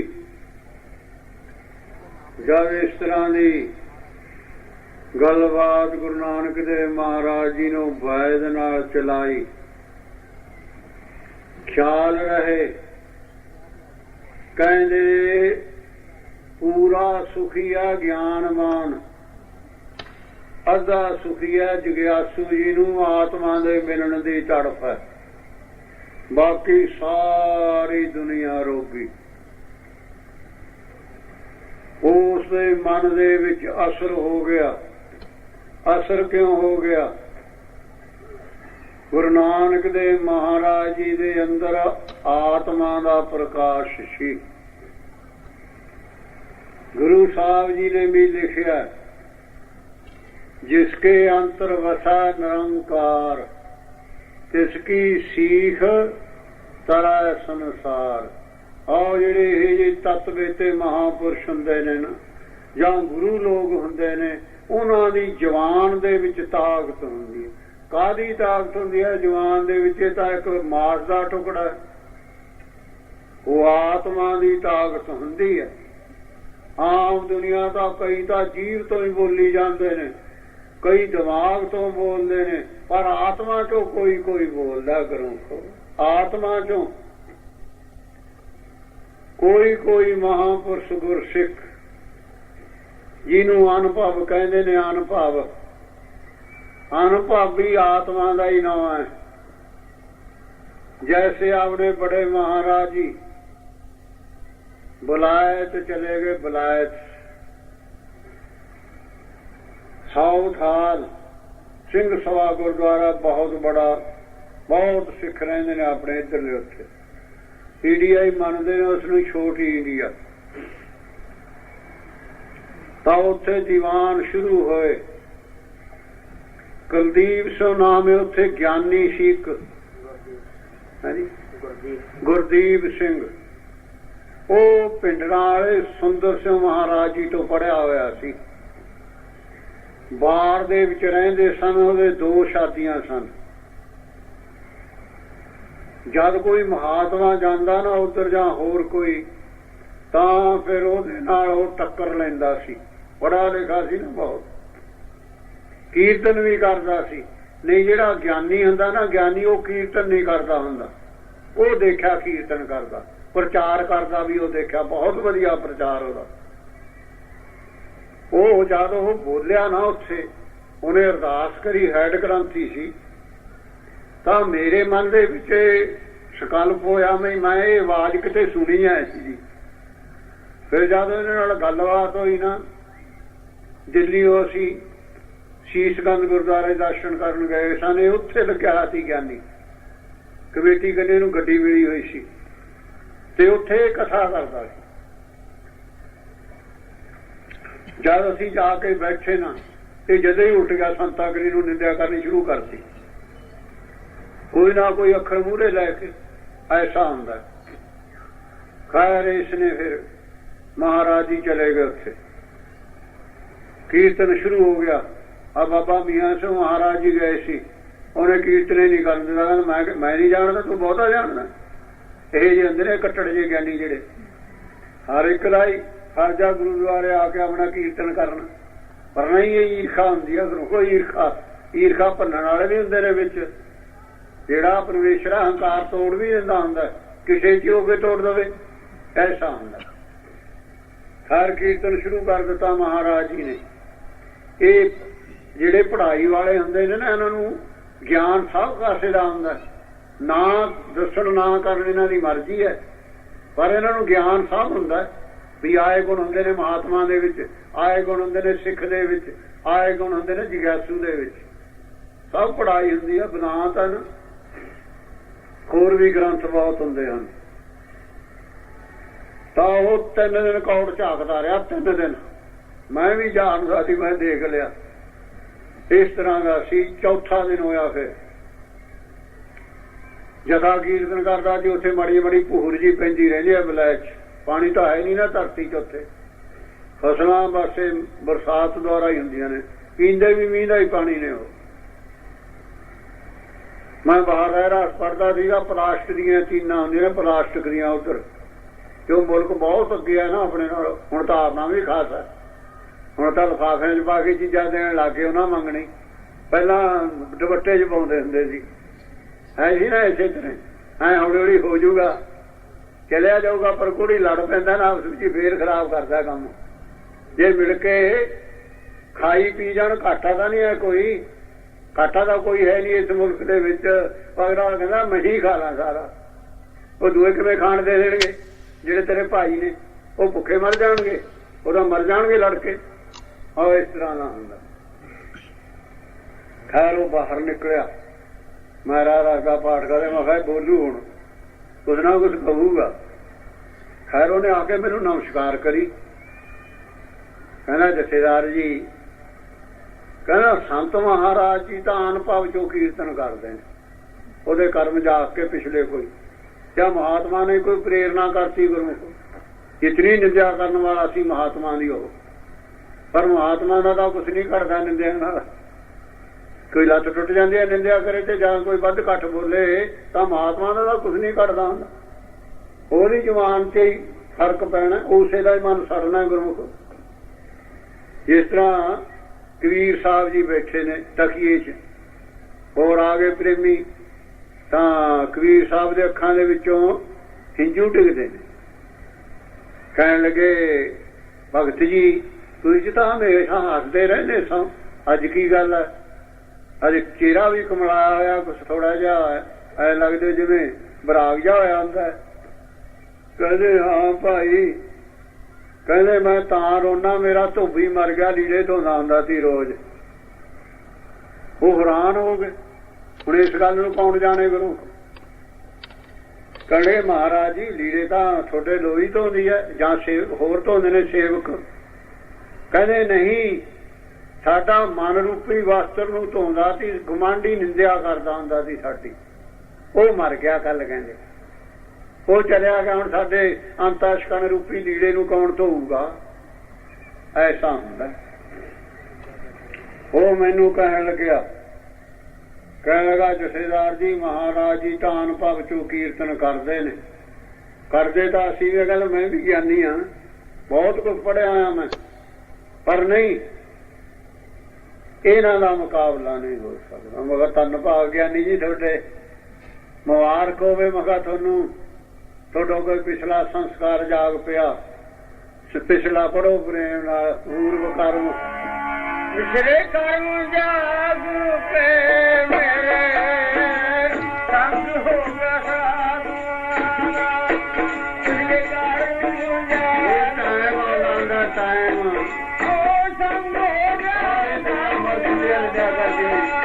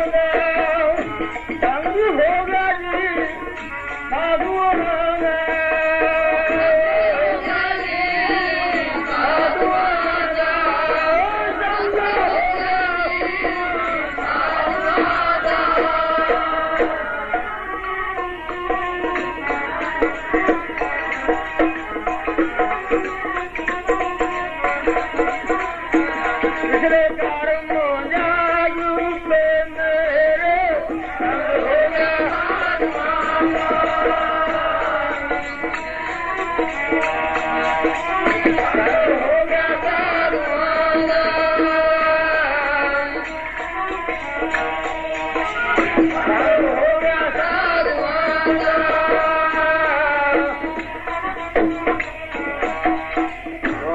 ਗਿਆਨੀ ਜੀ ਜਿਹੜਾ ਉਸ ਦੇ ਉੱਤੇ ਸੰਤ ਮਹਾਰਾਜ ਦੇ ਅਨੁਭਵੀ ਬਚਨਾਂ ਦੁਆਰਾ ਅਸਰ ਹੋ ਗਿਆ। ਉਹ ਵੀ ਜਾਣਦਾ ਤੇ ਵੀ ਅਨੁਭਵ ਕੀ ਹੁੰਦਾ। ਸਾਰੀ ਗੱਲ ਪੜ੍ਹਾਈ ਸੇ ਪ੍ਰਾਪਤ ਹੁੰਦੀ ਹੈ। ਮੰਨਣਾ ਨਾ ਮੰਨਣਾ ਆਪਣੀ ਗੱਲ। ਬੁੱਧ ਤੇ ਮਨਸਰ ਹੈ ਗੱਲ। ਉਹ ਬਾਣੀ ਜਣਾ ਦਿੰਦੀ ਹੈ, ਵਿਦਿਆ ਜਣਾ ਸਭ ਕੁਛ ਦਿੰਦੀ ਹੈ। ਬਈ ਸਾਧੂ ਜਿਹੜਾ ਹੁੰਦਾ ਨਾ, ਕੋਈ ਲੀੜੇ ਸਾਧੂ ਨਹੀਂ ਹੈ, ਕੋਈ ਕੀਰਤਨ ਕਰ ਲੈਣਾ ਇਹ ਸਾਧੂ ਨਹੀਂ ਹੈ ਨਾ। ਸਾਧੂ ਤਾਂ ਇੱਕ ਅੰਦਰ ਅਵਸਥਾ ਕਰੋ। ਜੇ ਉਹਦੇ ਅੰਦਰ ਅਵਸਥਾ ਕੀਰਤਨ ਕਰਦਾ ਠੀਕ ਹੈ, ਜੇ ਅਵਸਥਾ ਨਹੀਂ ਕੀਰਤਨ ਕਰਦਾ ਸਾਧੂ ਨਹੀਂ ਹੈ ਉਹ। ਇਹ ਤਾਂ ਆਪਣਾ ਨਿਤਨੇਮ ਹੈ, ਰੋਜ਼ ਦਾ ਕਰਦੇ ਨੇ, ਸਾਰੀ ਦੁਨੀਆ ਹੀ ਕਰਦੀ ਹੈ, ਕਰਨਾ ਵੀ ਚਾਹੀਦਾ। ਪਰ ਜਿਹੜਾ ਸਾਧੂਪਣ ਹੈ ਉਹ ਤਾਂ ਬਹੁਤ ਦੂਰ ਆ ਗੁਰਮੁਖੋ। ਜਿਵੇਂ ਫਰੀਦ ਦੇ ਵਿੱਚ ਸ਼ਕਤੀ ਹੋ ਗਈ ਸੀ ਨਾ, ਤਪੱਸਿਆ ਦੁਆਰਾ ਹੋ ਜਾਂਦੀਆਂ ਨੇ ਸ਼ਕਤੀਆਂ, ਫਿਰ ਇਹਨਾਂ ਦਾ ਹੰਕਾਰ ਹੋ ਜਾਂਦਾ ਸ਼ਕਤੀ ਦਾ। ਗਿਆਨਵਾਨ ਨੂੰ ਹੰਕਾਰ ਨਹੀਂ ਹੋਵੇਗਾ। ਗਿਆਨ ਸ਼ਕਤੀ ਨੂੰ ਜਜ਼ਬ ਕਰ ਜਾਂਦਾ ਤੇ ਗਿਆਨ ਕਾਹਦਾ ਹੋਇਆ ਜੇ ਜਜ਼ਬ ਨਾ ਕਰਿਆ। ਜਿਹੜੇ ਉਹ ਹੁੰਦੇ ਨੇ ਸ਼ਕਤੀਆਂ ਵਾਲੇ, ਉਹ ਬਸ ਫਿਰ ਇਹ ਲੋਕਾਂ ਨੂੰ ਦੁਖੀ ਕਰ ਜਾਂਦੇ ਨੇ, ਗਰੀਬਾਂ ਨੂੰ, ਵਿਚਾਰਿਆਂ ਨੂੰ। ਉਹਨਾਂ ਦਾ ਵੀ ਹੰਕਾਰ ਕੱਢਣ ਦਾ ਪਰਮੇਸ਼ਰ। ਇਸ ਤਰ੍ਹਾਂ ਫਿਰ ਉਹ ਸੰਤ ਮਹਾਰਾਜ ਜੀ ਇੱਕ ਪ੍ਰੇਮੀ ਦੇ ਘਰ ਰਹਿੰਦੇ ਹੁੰਦੇ, ਜਿਹੜੇ ਟਾਊਨ 'ਚ ਰਹਿੰਦੇ ਜਿੱਥੇ ਦੀਵਾਨ ਲਾਉਂਦੇ। ਪ੍ਰੀਤਮ ਸੁਨਾਮਿਆ ਆਲੀ ਦਾ ਪ੍ਰੇਮੀ ਆ। ਉੱਥੇ ਮਹਾਰਾਜ ਦਾ ਪਹਿਲਾਂ ਹੀ ਮਹਾਰਾਜ ਨੇ ਘੱਲਿਆ ਤੇ ਉਹਨੂੰ ਬੁਲਾਇਆ 'ਚ। ਇਸ ਤਰ੍ਹਾਂ ਨਾਲ ਉਹਦੇ ਘਰ ਪ੍ਰਸ਼ਾਦਾ ਜੇ ਕਿਸੇ ਨੇ ਛਕਾਉਣਾ ਹੁੰਦਾ ਤਾਂ ਫਿਰ ਬਣਾ ਕੇ ਉੱਥੇ ਲਿਜਾਂਦੇ ਸੀ ਕੋਠੀ ਜਿੱਥੇ ਮਹਾਰਾਜ ਜੀ ਰਹਿੰਦੇ ਸਨ। ਤਾਂ ਫਿਰ ਉਹ ਜਿਹੜਾ ਸੀਗਾ ਗੁਰਦੀਪ ਸਿੰਘ, ਉਹ ਫਿਰ ਪ੍ਰਸ਼ਾਦਾ ਬਣਾ ਕੇ ਉੱਥੇ ਲਿਜਾਇਆ ਕਰੇ ਮਹਾਰਾਜ ਜੀ ਨੂੰ। ਉੱਥੇ ਪ੍ਰਸ਼ਾਦਾ ਛਕਾ ਕੇ ਫਿਰ ਸਾਨੂੰ ਛਕਾ ਕੇ ਫਿਰ ਸਾਡੇ ਝੂਠੇ ਬਾਂਝੇ ਮਾਂਜਿਆ ਕਰੇ। ਲੈ ਦੇਖੋ ਇੰਨੀ ਸ਼ਰਧਾ ਹੋ ਗਈ ਗੁਰੂ। ਸ਼ਰਧਾ ਕਿਹਨੇ ਲਿਆਂਦੀ? ਆਤਮਦਰਸ਼ੀ ਮਹਾਂਪੁਰਸ਼ਾਂ ਨੇ ਲਿਆਂਦੀ। ਇੱਕ ਮਾਇਆਦਰਸ਼ੀ ਵੀ ਹੁੰਦੇ ਨੇ, ਇੱਕ ਈਰਖਾਦਰਸ਼ੀ ਵੀ ਹੁੰਦੇ ਨੇ, ਇੱਕ ਏਰਾ ਫੇਰਾਦਰਸ਼ੀ ਵੀ ਹੁੰਦੇ ਨੇ। ਬਹੁਤ ਕਿਸਮਾਂ ਨੇ। ਜਿਹੜਾ ਆਤਮਦਰਸ਼ੀ ਹੋਵੇਗਾ ਨਾ ਉਹ ਸਾਰਿਆਂ ਦਾ ਸਿਰੋਮਣੀ ਹੁੰਦਾ। ਇਸ ਤਰ੍ਹਾਂ ਨਾਲ ਉਹ ਜਿਹੜਾ ਵੈਦ ਸੀ, ਉਸਨੇ ਜਦ ਗੁਰੂ ਨਾਨਕ ਦੇਵ ਮਹਾਰਾਜ ਜੀ ਦੇ ਬਚਨ ਸੁਣੇ, ਉਸ ਦਾ ਮਨ ਸੀ ਜਿਹੜਾ ਸ਼ਰਧਾ ਦੇ ਘਰ ਦੇ ਵਿੱਚ ਆ ਗਿਆ। ਕਹਿੰਦਾ ਮੈਂ ਸੁਣਿਆ ਸੀ ਵੀ ਕਾਲੂ ਦਾ ਪੁੱਤਰ ਹੈ ਜਿਹੜਾ, ਉਹ ਆਮ ਬੱਚਿਆਂ ਵਰਗਾ ਨਹੀਂ ਹੈ। ਸੁਣ ਲੈਣਾ ਕੋਈ ਹੋਰ ਗੱਲ ਆ ਗੁਰਮੁਖੋ। ਕਈ ਮਹਾਤਮਾ ਤੇ ਦੂਰ ਸੁਣ ਕੇ ਦੂਰ ਰਹਿੰਦੇ ਨੇ, ਦੂਰ ਮਰ ਜਾਂਦੇ ਨੇ। ਜਦ ਮਹਾਤਮਾ ਦੇ ਨੇੜੇ ਹੁੰਦਾ ਨਾ, ਤੇ ਜਿਹੜਾ ਗੁਰਦੀਪ ਸਿੰਘ ਗਿਆਨੀ ਜੀ ਨੇੜੇ ਹੋਏ ਤੇ ਉਹਨੂੰ ਪਤਾ ਲੱਗਿਆ ਨਾ ਵੀ ਮਹਾਤਮਾ ਇਹੋ ਜਿਹੇ ਹੁੰਦੇ ਨੇ। ਪਹਿਲਾਂ ਤਾਂ ਉਹ ਨਿੰਦਿਆ ਹੀ ਕਰਦਾ ਸੀ। ਜੇ ਕਿਤੇ ਪੰਜਵੇਂ ਪਾਤਸ਼ਾਹ ਮਹਾਰਾਜ ਮਹਾਂਪੁਰਸ਼ਾਂ ਦੀ ਬਾਣੀ ਗੁਰੂ ਸਾਹਿਬ ਦੇ ਵਿੱਚ ਨਾਂ ਲਿਖਦੇ, ਇਹ ਤਾਂ ਨਹੀਂ ਸੀ ਸੰਤ ਨੂੰ ਰਹਿਣ ਦਿੰਦੇ। ਇਹ ਤਾਂ ਇੱਕ ਬਾਣੀਆਂ ਹੀ ਬਚਾਉਂਦੀ ਹੈ ਸੰਤਾਂ ਨੂੰ। ਜਾਣੀ ਗੁਰੂ ਸਾਹਿਬ ਦੇ ਵਿੱਚ ਜ਼ਿਆਦਾ ਹਿੱਸਾ ਮਹਾਂਪੁਰਸ਼ਾਂ ਦਾ। ਦੇਖ ਲਓ ਤੁਸੀਂ 15 ਭਗਤਾਂ ਦੀ ਬਾਣੀ ਹੈ। ਬਣੇ ਫਿਰਦਿਆ ਚੌਧਰੀ ਹੈ ਆਪਣਾ ਕੋਈ ਅੱਖਰ ਵਿੱਚ। ਜਿਹਨਾਂ ਦਾ ਗਰੀਬ ਸ਼੍ਰੇਣੀਆਂ ਦੇ ਵਿਚਾਰੇ ਕੀਏ ਰੰਗ ਰੋਟੀ ਮਿਲਦੀ ਸੀ, ਜਿਨ੍ਹਾਂ ਨੂੰ ਆਤਮਦਰਸ਼ੀ ਸਨ। ਇਸ ਤਰ੍ਹਾਂ ਉਹ ਫਿਰ ਸੇਵਾ ਕਰਦਾ ਹੁੰਦਾ ਸੀ ਗੁਰੂ। ਫਿਰ ਅਸੀਂ ਛੋਟੇ ਮਹਾਰਾਜ ਦੀ ਕਿਰਪਾ ਦੁਆਰਾ ਕਨੇਡੇ ਗਏ। ਉਹ ਇੱਥੋਂ ਅਮਰੀਕਾ ਚਲਿਆ ਗਿਆ। ਤੇ ਕਮੇਟੀ ਵਾਲੇ ਹੁੰਦੇ ਨਾ, ਹੁਕਮ ਜਿਹਾ ਚਲਾਉਂਦੇ ਹੁੰਦੇ ਨੇ ਜਾ ਕੇ। ਉਹ ਕਹਿੰਦਾ ਜਦ ਮਹਾਰਾਜ ਦੀ ਸੰਗਤ ਹੋ ਗਈ ਉਸ ਨੂੰ, ਉਹਦੇ ਅੰਦਰ ਵੀ ਇਹ ਗੱਲ ਆ ਗਈ। ਬੇਪਰਵਾਹੀ ਹੁੰਦੀ ਹੈ ਜਿਹੜੀ। ਕਹਿੰਦਾ ਕੀ ਹੈ ਤੁਸੀਂ ਚੱਕੋ ਭਰਾ ਇਹਨੂੰ, ਤਨਖਾਹ ਦਿੰਦੇ ਹੋ ਮੈਨੂੰ। ਛੱਡ ਕੇ ਚਲਿਆ ਗਿਆ ਗੁਰੂ, ਅਮਰੀਕਾ 'ਚ ਚਲਿਆ ਗਿਆ। ਜਦ ਅਸੀਂ ਕਨੇਡੇ ਗਏ ਉਹਨੇ ਟੈਲੀਫੋਨ ਕਰਿਆ ਮੈਨੂੰ। ਕਹਿੰਦਾ ਜਥੇਦਾਰ ਜੀ ਜੇ ਤੁਸੀਂ ਇੱਧਰ ਆ ਜਾਓ ਨਾ ਅਮਰੀਕਾ ਦੇ ਵਿੱਚ ਬਹੁਤ ਭਲਾ ਹੋਵੇ ਦੁਨੀਆ ਦਾ। ਆਹ ਦੁਨੀਆ ਤਾਂ ਪਾਉਣ ਬਰੋਲਣ ਆਉਂਦੀ ਹੈ, ਜਿਹੜੀ ਆਉਂਦੀ ਹੈ ਸਾਰੀ ਲਿਬਾਸ ਸੰਤਾਂ ਵਾਲੇ ਹੁੰਦੇ ਨੇ, ਗੱਲਾਂ ਬਾਤਾਂ ਵੀ ਸੰਤਾਂ ਮੰਗਣੀ ਕਰਦੇ ਨੇ, ਪਰ ਨਹੀਂ ਅੰਦਰੂਨੀ ਨਹੀਂ ਹਨ। ਕਹਿੰਦੇ ਅਸੀਂ ਸਭ ਕੁਝ ਜਾਣਦੇ ਹਾਂ। ਜੇ ਤੁਸੀਂ ਇੱਧਰ ਆ ਜਾਓ ਤਾਂ ਫਿਰ ਬਹੁਤ ਦੁਨੀਆ ਦਾ ਭਲਾ ਹੋਵੇ। ਇਸ ਤਰ੍ਹਾਂ ਦਾ ਹੁੰਦਾ। ਆਓ ਗੁਰੂ ਨਾਨਕ ਦੇਵ ਮਹਾਰਾਜ ਉਹ ਜਿਹੜਾ ਵੈਦ ਸੀ, ਉਹਨੇ ਕਿਹਾ ਵੀ ਸੁਣਿਆ ਤਾਂ ਸੀ ਬਈ ਕਾਜੀ ਨੂੰ ਪੜ੍ਹਾਇਆ, ਅਰਦਾਸ ਵੈਦ ਨੂੰ, ਹੋਰ ਪੰਡਤ ਨੂੰ, ਇਸ ਤਰ੍ਹਾਂ ਦਾ ਮੇਰੇ ਨਾਲ ਵੀ ਇਵੇਂ ਵਾਪਰਦੀ ਰਹਿੰਦੀ ਹੈ। ਸ਼ਰਮ ਦੇ ਘਰ ਚ ਆ ਗਿਆ। ਕਹਿੰਦਾ ਨਾਨਕ ਜੀ ਦੱਸੋ ਫਿਰ ਮੈਨੂੰ ਕਿਹੜੇ ਰੋਗ ਨੇ? ਮਹਾਰਾਜ ਕਹਿੰਦੇ ਮਨ ਦੇ ਰੋਗ ਨੇ ਤੈਨੂੰ, ਮਨ ਦੇ ਮਾਨਸਿਕ, ਤੂੰ ਤਾਂ ਜਿਸਮ ਦੇ ਜਾਣਦਾ ਨਾ, ਸਰੀਰ ਦੇ ਰੋਗ। ਮਨ ਦੇ ਰੋਗ ਕੋਈ ਨਹੀਂ ਜਾਣਦਾ ਗੁਰੂ। ਆਹ ਮਹਾਤਮਾ ਜਾਣਦੇ ਨੇ ਕਿ ਉਹਨਾਂ ਦੇ ਮਨ ਦੇ ਨਾਲ ਵਟਾਂਦਰਾ ਕਰਿਆ ਹੁੰਦਾ ਨਾ ਰੋਗਾਂ ਨਾਲ, ਇਸ ਤਰ੍ਹਾਂ ਦਾ ਹੁੰਦਾ। ਗੁਰੂ ਨਾਨਕ ਦੇਵ ਮਹਾਰਾਜ ਕਹਿੰਦੇ ਆ ਵੈਦ ਜੀ ਤੇਰੇ ਮਨ ਨੂੰ ਕੋੜ ਦਾ ਰੋਗ ਆ, ਹਉਮੈ ਦਾ। ਹਉਮੈ ਦੀਰਘ ਰੋਗ ਹੈ, ਸਭ ਤੋਂ ਵੱਡਾ ਰੋਗ ਕੋੜ ਦਾ ਤੇਰੇ ਮਨ ਨੂੰ। ਪੜੋ ਪ੍ਰੇਮ ਨਾਲ। ਕਦੇ ਆਪਾਂ ਵੀ ਦੇਖਿਆ ਵੀ ਆਪਣੇ ਮਨ ਨੂੰ ਰੋਗ ਹੈਗਾ। ਮਾੜੀ ਜੀ ਚੌਧਰ ਵੇਲੇ ਦੇ ਵਿੱਚ ਜਦੇ ਹੀ ਚਾਮਲ ਜਾਂਦਾ। ਪੜੋ ਪ੍ਰੇਮ ਨਾਲ। ਲੱਗ ਰੰਗ ਦੇ ਨੂੰ ਜਾਵੇ ਹਮਵਾਰਾ ਰੋਗ ਹੈ ਬੁਰਾ, ਲੱਗ ਨਾ ਜਾਵੇ ਕਿਸੇ ਨੂੰ, ਹਮਵਾਰੇ ਅੰਦਰ ਹੈ ਬੁਰਾ, ਹੋਣਾ ਬੜਾ ਔਖਾ ਹੈ। ਇਹਦਾ ਲੱਗ ਰੰਗ ਦੇ ਨੂੰ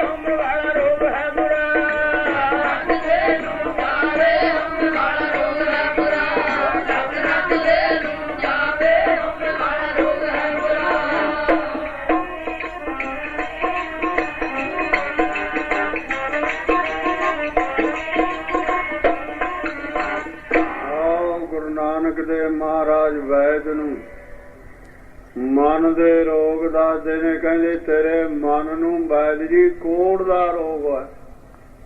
ਕੋੜ ਇੱਕ ਨਹੀਂ ਬਹੁਤ ਰੋਗ ਨੇ ਤੇਰੇ ਮਨ ਨੂੰ, ਯਾਨੀ ਟੀਵੀ ਤਬ ਟਿਕ ਜਿਹਨੂੰ ਆਪਾਂ ਕਹਿੰਦੇ ਆ, ਉਹਦਾ ਰੋਗ ਹੈ। ਫੇਰ ਮਨਿਆਤੀ ਬੁਖਾਰ, ਫੇਰ ਬਵਨ, ਇਹ ਕਈ ਰੋਗ ਮਨ ਨੂੰ ਹੋਰ ਵੀ ਹੈਗੇ। ਇਹ ਦੋ ਚਾਰ ਬੜੇ ਰੋਗ ਦੱਸੇ। ਕਹਿਣ ਲੱਗਾ ਮਹਾਰਾਜ ਜੀ ਇਹਨਾਂ ਦਾ ਸਰੂਪ ਕੀ ਹੈ? ਜਿਹੜਾ ਮਨ ਦਾ ਕੋੜ ਹੈ ਉਹ ਕਿਸ ਤਰ੍ਹਾਂ? ਗੁਰੂ ਨਾਨਕ ਦੇਵ ਮਹਾਰਾਜ ਕਹਿਣਗੇ ਜਿਹੜਾ ਮਨ ਦਾ ਕੋੜ ਹੈ ਨਾ, ਕਿਸੇ ਦੀ ਵਡਿਆਈ ਦੇਖ ਕੇ ਜਾਂ ਆਪਣੇ ਭਾਈ ਨੂੰ ਕੋਈ ਪਦਾਰਥ ਮਿਲ ਗਿਆ ਉਸ ਨੂੰ ਦੇਖ ਕੇ ਮਨ ਦੇ ਵਿੱਚ ਸੜਨਾ, ਕਹਿੰਦੇ ਹਉਮੈ ਦਾ ਰੋਗ ਹੈ। ਤੈਨੂੰ ਹੈਗਾ? ਕਹਿੰਦਾ ਹਾਂਜੀ ਹੈਗਾ। ਗੁਰੂ ਦੇ ਅੱਗੇ, ਤੱਤ ਵਿੱਚ ਮਹਾਂਪੁਰਸ਼ਾਂ ਦੇ ਅੱਗੇ ਝੂਠ ਨਹੀਂ ਬੋਲ ਸਕਦਾ ਕਿ ਉਹਨਾਂ 'ਚ ਤਾਕਤ ਹੁੰਦੀ ਹੈ ਨਾ। ਕਹਿੰਦਾ ਜੀ ਹੈਗਾ। ਫੇਰ ਅਗਲਾ ਆ ਗਿਆ, ਤਬ ਟਿੱਕਾ ਕਹਿੰਦੇ ਤੇਰੇ ਮਨ ਨੂੰ। ਉਹ ਕੀ ਹੈ ਜੀ? ਉਹ ਕਹਿੰਦੇ ਇਹ ਹੈ ਪਹਿਲਾਂ ਤਾਂ ਮਨ ਦੇ ਵਿੱਚ ਛੱਡਣਾ, ਜਦ ਉਹਦੀ ਵਡਿਆਈ ਹੋਣੀ ਫਿਰ ਉਹਦੀ ਈਰਖਾ, ਉਹਦੇ ਨਾਲ ਈਰਖਾ ਕਰਨੀ ਸ਼ੁਰੂ ਕਰ ਦੇਣੀ। ਕਿਵੇਂ ਈਰਖਾ ਸ਼ੁਰੂ ਕਰ ਦੇਣੀ? ਗੁਰੂ ਅੰਗਦ ਦੇਵ ਮਹਾਰਾਜ ਜੀ ਨੇ ਗੁਰੂ ਨਾਨਕ ਦੇਵ ਮਹਾਰਾਜ ਦੀ ਸੇਵਾ ਚੋਂ, ਯਾਨੀ ਗੁਰੂ ਨਾਨਕ ਦੇਵ ਮਹਾਰਾਜ ਦੀ ਗੱਦੀ ਦੇ ਜਾਨਸ਼ੀਨ ਹੋ ਗਏ, ਖਡੂਰ ਸਾਹਿਬ ਜੋਤ ਜਗਾਉਂਦੇ ਨੇ। ਹੁਣ ਉੱਥੇ ਸੰਗਤਾਂ ਆਉਣੀਆਂ ਸ਼ੁਰੂ ਹੋ ਗਈਆਂ, ਲੰਗਰ ਚੱਲਣੇ ਸ਼ੁਰੂ ਹੋ ਗਏ, ਮਹਾਰਾਜ ਦੀ ਵਡਿਆਈ ਹੋਣੀ ਸ਼ੁਰੂ ਹੋ ਗਈ। ਉੱਥੇ ਇੱਕ ਤਪਾ ਰਹਿੰਦਾ ਦੀ ਮੇਰੇ ਵਰਗਾ ਨੰਗ ਜਿਹਾ ਤਪਾ, ਉਹ ਦੇਖ ਕੇ ਮਹਾਰਾਜ ਜੀ ਦਾ ਜਸ ਨਾ ਜਰ ਸਕਿਆ। ਗੁਰੂ ਜਸ ਜਰਨਾ ਬੜਾ ਔਖਾ ਹੈ, ਬੜਾ ਔਖਾ ਜਸ ਜਰਨਾ। ਹੋਵੇਗਾ ਜ਼ਰੂਰ ਜਸ। ਆਹ ਇਸ ਤਰ੍ਹਾਂ ਦਾ ਹੈ। ਉਹ ਨਿੰਦਿਆ ਕਰਿਆ ਕਰੇ। ਸਿੱਖਾਂ ਨੇ ਅੰਗਦ ਦੇਵ ਮਹਾਰਾਜ ਨੂੰ ਕਿਹਾ, ਮਹਾਰਾਜ ਜੀ ਇਹ ਜਿਹੜਾ ਤਪਾ ਹੈ ਆਪਦੀ ਨਿੰਦਿਆ ਕਰਦਾ, ਈਰਖਾ ਕਰਦਾ। ਉਹ ਮਹਾਰਾਜ ਕਹਿੰਦੇ ਭਲੇ ਲੋਕੋ ਤੁਸੀਂ ਕੀ ਲੈਣਾ, ਜਿਹੜਾ ਕਰੂਗਾ ਆਪੇ ਭਰੂਗਾ। ਜਿਹੜਾ ਕੋਈ ਕਿਸੇ ਦੀ ਵੱਧ ਘੱਟ ਨਿੰਦਿਆ ਕਰਦਾ ਫਲ ਤਾਂ ਉਹਨੂੰ ਵਸ ਮਿਲੇਗਾ ਨਾ ਕਰਮ ਦਾ। ਮਹਾਰਾਜ ਜੀ ਬੇਪਰਵਾਹ ਸਾਨੂੰ ਇਹਨਾਂ ਗੱਲਾਂ ਤੋਂ ਉੱਚੇ ਹੁੰਦੇ ਨੇ ਮਹਾਤਮਾ। ਆਓ ਇਸ ਤਰ੍ਹਾਂ ਜੈਸੇ ਮਹਾਰਾਜ ਜੀ ਪਹਿਲਾਂ ਮੂਨ ਚੋਂ ਨਿਕਲ ਕੇ ਸੀਤਾਰਾਮ ਦੇ ਬਾਗ ਚ ਆਏ, ਜਦ ਬੜੇ ਮਗਰ ਪੈਂਦੇ ਹੁੰਦੇ ਸੀ ਸੰਤਾਂ ਦੇ, ਇਹ ਜੀ ਬਰਾਬਰ ਪੈਂਦੇ ਨੇ, ਇਹ ਜੀ ਫਲਾਨਾ ਕਰਦੇ ਨੇ, ਇਹ ਜੀ ਧਮਕਾ, ਇਹ ਜੀ ਮੱਥੇ ਟਿਕਾਉਂਦੇ ਨੇ। ਪਹਿਲਾਂ ਬਾਣੀ ਦਾ ਸੁਣ ਕੇ ਪੜ੍ਹ ਕੇ ਦੇਖ ਲਓ। ਜੋ ਗੁਰਦੀਸੇ ਸਿੱਖੜਾ ਤਿੰਨ ਨਿਵਲੋ ਲਾਗੋਂ ਪਾਏ ਜੀਓ, ਕਹਿੰਦੇ ਨਹੀਂ ਇਹਦਾ ਬਾਣੀ ਤੋਂ ਵੀ ਪਰੇ ਰੱਖਦੇ ਨੇ ਤੁਹਾਨੂੰ। ਆਹ ਇਸ ਤਰ੍ਹਾਂ ਬਾਣੀ ਨਾਲ ਤਾਂ ਮਹਾਂਪੁਰਸ਼ੇ ਜੋੜਦੇ ਹੁੰਦੇ ਨੇ, ਤੇ ਰਖਾਲੂ ਲੋਕਾਂ ਨੇ ਕੀ ਜੋੜਨਾ? ਜਿਹੜੇ ਆਪ ਹੀ ਛੱਡਦੇ ਨੇ ਅੰਦਰ, ਉਹਨਾਂ ਨੇ ਕਿਸੇ ਨੂੰ ਕੀ ਸ਼ਾਂਤੀ ਦੇ ਦੇਣੀ ਹੈ? ਘਰ ਉੱਥੇ ਆ ਕੇ ਵੱਧ ਘੱਟ ਬੋਲਣ ਲੱਗ ਗਿਆ ਇੱਕ ਬੰਦਾ। ਉਦੋਂ ਸਾਡੇ ਸਿੰਘ ਬਾਹਰੋਂ ਟਹਿਲ ਕੇ ਆਇਆ ਜੀ, ਇੱਕ ਸੀਗਾ ਵਿੱਚ ਪ੍ਰੇਮ ਸੋ ਨਾਵੇਂ ਕਣਕਸਾਂ ਦਾ ਸੀਗਾ, ਚੀਰਾ ਮਧਰਾ ਜੀ, ਪਰ ਸੀ ਬੜਾ ਫਰਤੀਲਾ ਬਹੁਤ ਸੀ। ਉਹਨੇ ਜਾਪਾ ਤੇ ਮੁੱਕੀ ਮਾਰੀ ਵੱਟ ਕੇ, ਉਹ ਡਿੱਗ ਪਿਆ, ਉਹਨੂੰ ਦਦਾਉਣ ਪੈ ਗਈ, ਲੋਕਾਂ 'ਚ ਰੌਲਾ ਪੈ ਗਿਆ। ਮਹਾਰਾਜ ਬੈਠੇ ਸੀ ਕੁਰਸੀ ਤੇ, ਗਾਂ ਹੌਲੀ ਹੌਲੀ ਉੱਥੇ ਗੱਲ ਆ ਗਈ। ਕਹਿੰਦੇ ਕੀ ਗੱਲ ਹੈ? ਕਹਿੰਦੇ ਕਿਸੇ ਨੇ ਉਹ ਤੁਹਾਡੀ ਨਿੰਦਿਆ ਕਰਦਾ ਸੀ, ਵਾਰ ਵੱਧ ਘੱਟ ਬੋਲਦਾ ਸੀ, ਉੱਥੇ ਕਿਸੇ ਨੇ ਉਹਨੂੰ ਕੁੱਟਿਆ। ਕਹਿੰਦੇ ਵੀ ਕਿਉਂ ਕੁੱਟਣਾ ਦੀ ਵਿਚਾਰਾ ਗਰੀਬ? ਕਈ ਤਾਂ ਆਪ ਵੀ ਆਪਣੇ ਸਰੀਰ ਦੀ ਨਿੰਦਿਆ ਕਰਦੇ ਆ, ਇਹ ਤਾਂ ਨਿੰਦਣ ਯੋਗ ਹੀ ਆ ਸਰੀਰ ਤਾਂ। ਇਹ ਆਤਮਾ ਜਿਹੜਾ ਅਸਲੀ ਜਿੱਥੇ ਨਿੰਦਿਆ ਪਹੁੰਚਦੀ ਉਹਦੀ, ਸਾਡਾ ਨਿੰਦਿਆ ਨਾਲ ਲੱਤ ਟੁੱਟ ਗਈ। ਵਿਸਤਾ ਅਸਤ ਰਖਤ ਪ੍ਰੇਟੇ ਚ ਇਸ ਉੱਪਰ ਰੱਖਿਓ ਗਵਾਨ। ਕਹਿੰਦੇ ਇਹ ਤਾਂ ਮਿੱਟੀ ਦਾ ਗੰਦਗੀ ਦਾ ਥੈਲਾ, ਇਹਦੀ ਨਿੰਦਿਆ ਕਰਕੇ ਇਹ ਆਤਮਾ ਨੂੰ ਤਾਂ ਵੀ ਕੁਛ ਤਾਂ ਇਸ ਤਰ੍ਹਾਂ ਆਉਂਦਾ ਮਹਾਤਮਾ ਦਾ। ਆਓ ਇਸ ਤਰ੍ਹਾਂ ਉਹ ਨਿੰਦਿਆ ਕਰਦਾ। ਤੀਸਰੇ ਪਾਤਸ਼ਾਹ ਮਹਾਰਾਜ ਜੀ ਨੇ ਸੇਵਾ ਕਰਕੇ ਸਾਰਾ ਕੁਛ ਅਮਰਦਾਸ ਮਹਾਰਾਜ ਜੀ ਨੂੰ ਗੁਰੂ ਅੰਗਦ ਦੇਵ ਮਹਾਰਾਜ ਜੀ ਨੇ ਬਖਸ਼ ਦਿੱਤਾ। ਲਵੇ ਇੱਕ ਗੁਣ ਦੇ ਨਾਮ ਦਾ ਖੱਤਰੀਓ ਦਾ ਬਿਆਸ ਦੇ ਜਾਰੇ ਕਿਨਾਰੇ ਜ਼ਮੀਨ ਸੀ ਬਹੁਤ, ਉਹਨੇ ਉੱਥੇ ਪਿੰਡ ਵਸਾਉਣਾ ਸੀ। ਦਿਨੇ ਘਰ ਸਾਰਦਾ, ਰਾਤ ਨੂੰ ਢਾਂਦੇ, ਇੱਥੇ ਬਦਰੂਹਾਂ ਰਹਿੰਦੀਆਂ ਸਨ। ਆਓ ਇਸ ਤਰ੍ਹਾਂ ਦਾ ਹੈ। ਆਓ ਜਿਹੜੀ ਆਪਣੇ ਅੰਦਰ ਰੂਹ ਹੈ ਨਾ, ਹੁਣ ਹਰਕਤ ਕਰਦੀ ਹੈ ਸਰੀਰ ਨੂੰ, ਇਹ ਜਿਹੜਾ ਕਰਤੱਵ ਕਰਦਾ ਨਾ, ਸਰੀਰ ਗਿਰ ਜਾਵੇਗਾ, ਇਹ ਫਿਰ ਰੂਹ ਭੜਕਦੀ ਫਿਰੇਗੀ ਬਾਹਰ, ਜਾਂ ਕਿਸੇ ਹੋਰ ਜੂਨੀ ਚ ਚਲੀ ਜਾਵੇਗੀ। ਐਸਾ ਹੈ। ਤਾਂ ਕਿਸੇ ਨੇ ਦੱਸਿਆ ਉਸ ਨੂੰ ਬਈ ਜਾ ਗੁਰੂ ਨਾਨਕ ਦੇਵ ਮਹਾਰਾਜ ਦੇ ਚਰਨ ਦੇ ਗੱਦੀ ਦੇ ਜਾਨਸ਼ੀਨ ਗੁਰੂ ਅੰਗਦ ਦੇਵ ਮਹਾਰਾਜ ਜੀ ਨੇ ਜਾਓ ਚਰਨ ਪਾ ਦੇਣ, ਤੇਰਾ ਵਿਗੜ ਦੂਰ ਹੋ ਜੂ, ਭੱਜ ਜਾਣਗੇ ਸਭ। ਉਹ ਆਇਆ, ਨਮਸਕਾਰ ਕਰੀ, ਸਾਰੀ ਗੱਲ ਦੱਸੀ। ਮਹਾਰਾਜ ਕਹਿੰਦੇ ਅਮਰਦਾਸ ਜੀ ਨੂੰ ਲਿਆਓ ਸੱਦ ਕੇ। ਅਮਰਦਾਸ ਜੀ ਆਏ, ਬਿਰਧ 84 ਸਾਲ ਦੀ ਉਮਰ, ਨਮਸਕਾਰ ਕਰੀ। ਕਹਿਣਗੇ ਪੁਰਖਾ ਜਾ ਇਸ ਗੋਂਦੇ ਨਾ ਖੱਤਰੀ ਨਾ, ਉੱਥੇ ਮਕਾਨ ਨਹੀਂ ਬਣਦੇ, ਜਾ ਤੂੰ ਉੱਥੇ ਜਾਵੇਂਗਾ ਰੂਹਾਂ ਰਹਿ ਨੇ, ਉੱਥੇ ਬਦਰੂਹਾਂ ਭੱਜ ਜਾਣਗੀਆਂ। ਅਮਰਦਾਸ ਮਹਾਰਾਜ ਕਹਿੰਦੇ ਮਹਾਰਾਜ ਮੇਰੇ 'ਚ ਕੀ ਤਾਕਤ ਹੈ, ਆਪ ਕਿਰਪਾ ਕਰੋ, ਆਪ ਚਰਨ ਪਾਓ, ਦੇਖੋ ਸਭ ਕੁਛ ਮਿਲਿਆ ਸੀ। ਅਸੀਂ ਬਿਨਾਂ ਮਿਲੇ ਪੂੰਛ ਚੱਕ ਲੈਂਦੇ ਹਾਂ, ਮਿਲਿਆ ਵੀ ਕੁਛ ਨਹੀਂ, ਪੂੰਛ ਨਹੀਂ ਲਾਉਂਦੇ ਪੁੜਿਆਂ ਤੋਂ, ਦੱਸੋ ਕਿੱਥੇ ਭਲਾ ਹੋਊਗਾ। ਆਹ ਇਸ ਤਰ੍ਹਾਂ ਦਾ ਹੈ। ਕਹਿੰਦੇ ਚੰਗਾ ਪੁਰਖਾ ਸਾਡੀ ਛਟੀ ਲੈ ਜਾ, ਹਿਲਾ ਦੀ, ਭੱਜ ਜਾਣਗੇ ਸਭ। ਮਹਾਰਾਜ ਜੀ ਗਏ, ਛਟੀ ਹਿਲਾਈ, ਭੱਜ ਗਏ। ਕਹਿਣਗੇ ਤੁਸੀਂ ਵੀ ਉੱਥੇ ਆਪਣੇ ਰਹਿਣ ਵਾਸਤੇ ਜਗ੍ਹਾ ਬਣਾਓ, ਉੱਥੇ ਸੰਗਤਾਂ ਦਾ ਭਲਾ ਕਰੋਗੇ, ਸਾਡੇ ਪੁੱਤਰ ਇੱਥੇ ਈਰਖਾ ਕਰਨਗੇ ਤੁਹਾਡੇ ਨਾਲ। ਈਰਖਾ ਪਦਾਰਥਾਂ ਦੀ ਜਾਂ ਗੁਰੂ ਕੋ ਹੋਰ ਕਾਹਦੀ ਹੈ? ਜਾਂ ਕਿਸੇ ਦੀ ਵਡਿਆਈ ਹੁੰਦੀ ਹੈ, ਲੋਕ ਜਰ ਨਹੀਂ ਸਕਦੇ, ਉਹਨਾਂ ਨੂੰ ਕੋਈ ਪੁੱਛਦਾ ਨਹੀਂ ਨਾ ਹੈ। ਬਈ ਪੁੱਛਣ ਵਾਲੇ ਕੰਮ ਕਰ ਲਾ, ਤੂੰ ਭਜਨ ਕਰ, ਬੰਦਗੀ ਕਰ, ਤੈਨੂੰ ਵੀ ਪੁੱਛ ਲੈਣਗੇ ਲੋਕ। ਆਓ ਨਹੀਂ ਕਹਿੰਦੇ ਆਪ ਨਹੀਂ ਬਣਾਉਣੀ ਪਰ ਦੂਏ ਦੀ ਬਿਠਾ ਦੇਣੀ ਹੈ। ਲੈ ਇਹ ਜਿਹੇ ਵੀ ਲੋਕ ਨੇ ਦੇਖੋ। ਆਹ ਇਸ ਤਰ੍ਹਾਂ ਦੇ ਨਾਲ ਰੋਜ਼ ਆਉਂਦੇ ਰੋਜ਼ ਜਾਂਦੇ। ਤੇ ਗੁਰੂ ਅੰਗਦ ਦੇਵ ਮਹਾਰਾਜ ਕਹਿੰਦੇ ਫਿਰ ਤੋਂ ਰੋਜ਼ ਨਾ 8ਵੇਂ ਦਿਨ ਆਇਆ ਕਰੋ। ਔੜ ਲੱਗ ਗਈ, ਮੀਂਹ ਨਾ ਪਿਆ, ਜਿਵੇਂ ਕਿ ਪਿਆ ਹੀ ਨਹੀਂ ਸਾਲ ਚ ਮੀਂਹ। ਆ ਹੁਣ ਫਿਰਦਾ ਭੱਜਿਆ, ਹੁਣ ਕੀ ਫਾਇਦਾ ਭੱਜੇ ਫਿਰਦੇ ਦਾ? ਟਾਈਮ ਨਾਲ ਤਾਂ ਗੱਲ ਕਰੀ ਨਾ। ਆਓ ਇਸ ਤਰ੍ਹਾਂ ਦਾ। ਤਾਂ ਫਿਰ ਔੜ ਲੱਗ ਗਈ। ਖਾਰੇ ਜੋ ਗੋਦ ਦੇ ਜ਼ਿਮੀਦਾਰ ਸਨ ਉੱਥੇ ਇਕੱਠੇ ਹੋ ਕੇ, ਉਹ ਤਫੇ ਕੋ ਗਏ। ਉਹ ਮੰਤਰੀ ਸ਼ੰਤਰੀ ਜਿਹਾ ਸੀਗਾ। ਕਹਿਣ ਲੱਗੇ ਤਬਾ ਜੀ ਮੀਂਹ ਪਵਾ, ਔੜ ਲੱਗ ਗਈ। ਕਹਿੰਦਾ ਮੀਂਹ ਸੁਆਹ ਪਵੇ। ਅੰਗਦ ਗ੍ਰਸਤੀ ਮੱਥੇ ਟਿਕਾਉਂਦਾ, ਪੂਜਾ ਕਰਾਉਂਦਾ, ਮੀਂਹ ਸੁਆਹ ਪੈਣਾ। ਕਹਿੰਦਾ ਜਾਓ ਉਹਨੂੰ ਕਹੋ ਨਹੀਂ ਮੀਂਹ ਪਵਾਵੇ, ਨਹੀਂ ਪਿੰਡ ਛੱਡ ਜਾਵੇ। ਉਹ ਕਮਲੇ ਲੋਕ ਕਿਧਰੇ ਲੋਕਾਂ ਨੂੰ, ਕਮਲਿਆਂ ਨੂੰ। ਆਹ ਇਸ ਤਰ੍ਹਾਂ ਦਾ ਹੈ। ਉਹ ਆ ਕੇ ਇਕੱਠੇ ਹੋ ਕੇ ਕਹਿੰਦੇ ਮਹਾਰਾਜ ਜੀ ਔੜ ਲੱਗ ਗਈ, ਮੀਂਹ ਪਵਾ ਦੋ। ਗੁਰੂ ਅੰਗਦ ਦੇਵ ਮਹਾਰਾਜ ਜੀ ਭਾਈ ਤਾਂ ਪਰਮੇਸ਼ਰ ਦੇ ਹੱਥ ਹੈ, ਮੀਂਹ ਤਾਂ ਪਵਾਉਣਾ ਨਾ ਪਵਾਉਣਾ ਪਰਮੇਸ਼ਰ ਦੇ ਹੱਥ ਹੈ। ਕਹਿੰਦੇ ਵੀ ਸਾਡਾ ਪਿੰਡ ਛੱਡ ਦੋ। ਕਹਿੰਦੇ ਪਿੰਡ ਛੱਡ ਦਿੰਦੇ ਹਾਂ, ਇਹ ਸਾਡੇ ਇਖਤਿਆਰ ਹੈ, ਪਰ ਮੀਂਹ ਨਹੀਂ ਅਸੀਂ ਪਵਾ ਸਕਦੇ, ਨਾ ਕਰ ਸਕਦੇ ਨਹੀਂ ਰਹੋਗੇ। ਪਰ ਨਹੀਂ, ਖੈਰ ਪਲ ਵੀ ਚੱਕਿਆ, ਦੂਏ ਪਾਸੇ ਚਲੇ ਗਏ। ਉੱਥੇ ਹੀ ਲੰਗਰ ਚੱਲਣ ਲੱਗ ਗਏ।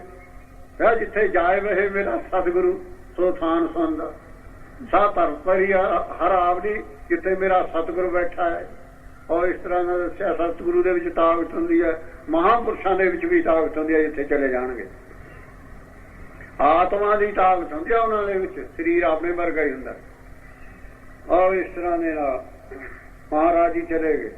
ਉਹ ਜ਼ਿਮੀਦਾਰ ਤਫੇ ਕੋ ਗਏ। ਫਿਰ ਤਵੇ ਨੂੰ ਕਹਿ ਗਏ ਤੁਸੀਂ ਮੀਂਹ ਪਵਾ ਦਿਓ। ਕਹਿੰਦਾ ਮੇਰਾ ਫੜਿਆ ਵੀ ਵੱਧ ਘੱਟ ਬੋਲਿਆ ਜ਼ਿਮੀਦਾਰਾਂ ਨੂੰ। ਹੋਰ ਬੈਠੇ ਨੇ ਅੰਦਰ ਸੁਰਫਾ ਪੀਂਦੇ ਨੇ। ਪਰ ਇਸ ਤਰ੍ਹਾਂ ਅਮਰਦਾਸ ਮਹਾਰਾਜ ਜੀ ਆਏ 8ਵੇਂ ਦਿਨ। ਤਾਂ ਉੱਥੇ ਗੁਰਦੁਆਰੇ ਭਾਂ ਕਰਦਾ ਗੁਰਦੁਆਰਾ। ਪੁੱਛਿਆ ਬਈ ਗੁਰੂ ਸਾਹਿਬ ਜੀ ਕਿੱਧਰ ਗਏ? ਕਿਸੇ ਨੇ ਦੱਸਿਆ ਇਹ ਤਵੇ ਨੇ ਈਰਖਾ ਕਰਕੇ ਕਢਾਤੇ ਇੱਥੋਂ।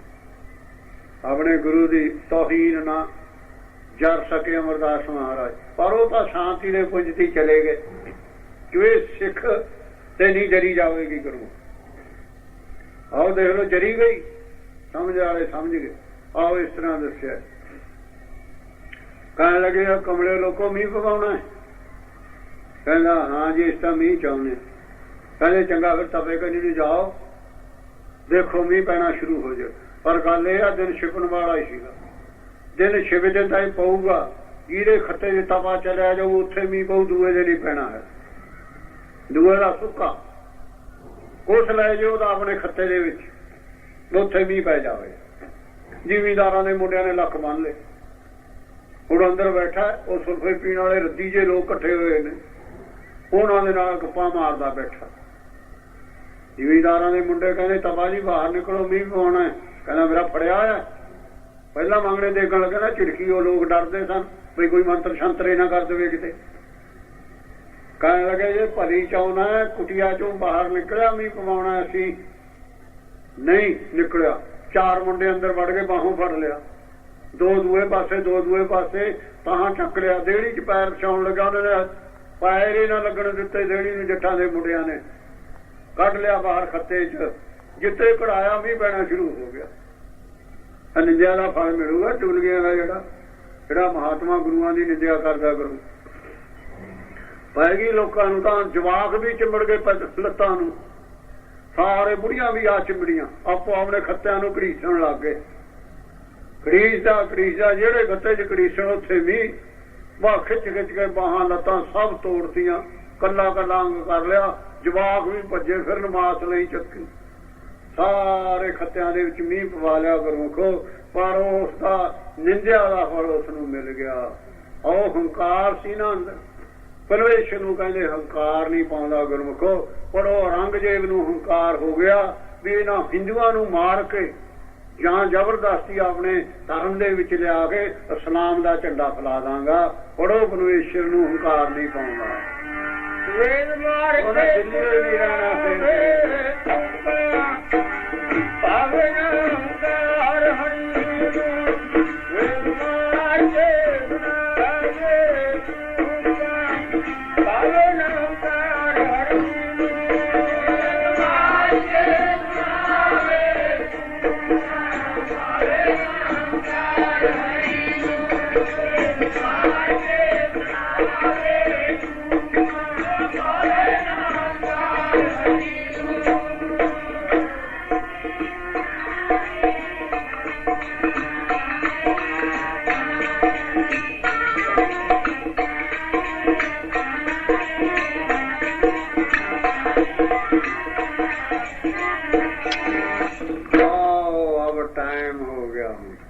ਕੱਲ ਨੂੰ ਸ਼ੁਰੂ ਕਰਾਂਗੇ ਗੁਰੂ ਸਤੋਤਰ ਦੇ ਵਿੱਚ ਬੋਲੋ ਉਸ ਤੋਂ ਬਾਅਦ ਅਰਦਾਸ ਵਿੱਚ ਜੁੜਾਂਗੇ ਫਿਰ ਗੁਰੂ ਸਾਹਿਬ ਜੀ ਦਾ ਹੁਕਮਨਾਮਾ ਸੁਣਾਂਗੇ ਫਿਰ ਆਪੋ ਆਪਣੇ ਘਰਾਂ ਨੂੰ ਜਾਣਾ ਪੜੋ ਪ੍ਰੇਮ ਧਨ ਹੈ ਧਨ ਹੈ ਧਨ ਹੈ ਗੁਰੂ ਨਾਨਕ ਸਾਹਿਬ ਧਨ ਹੈ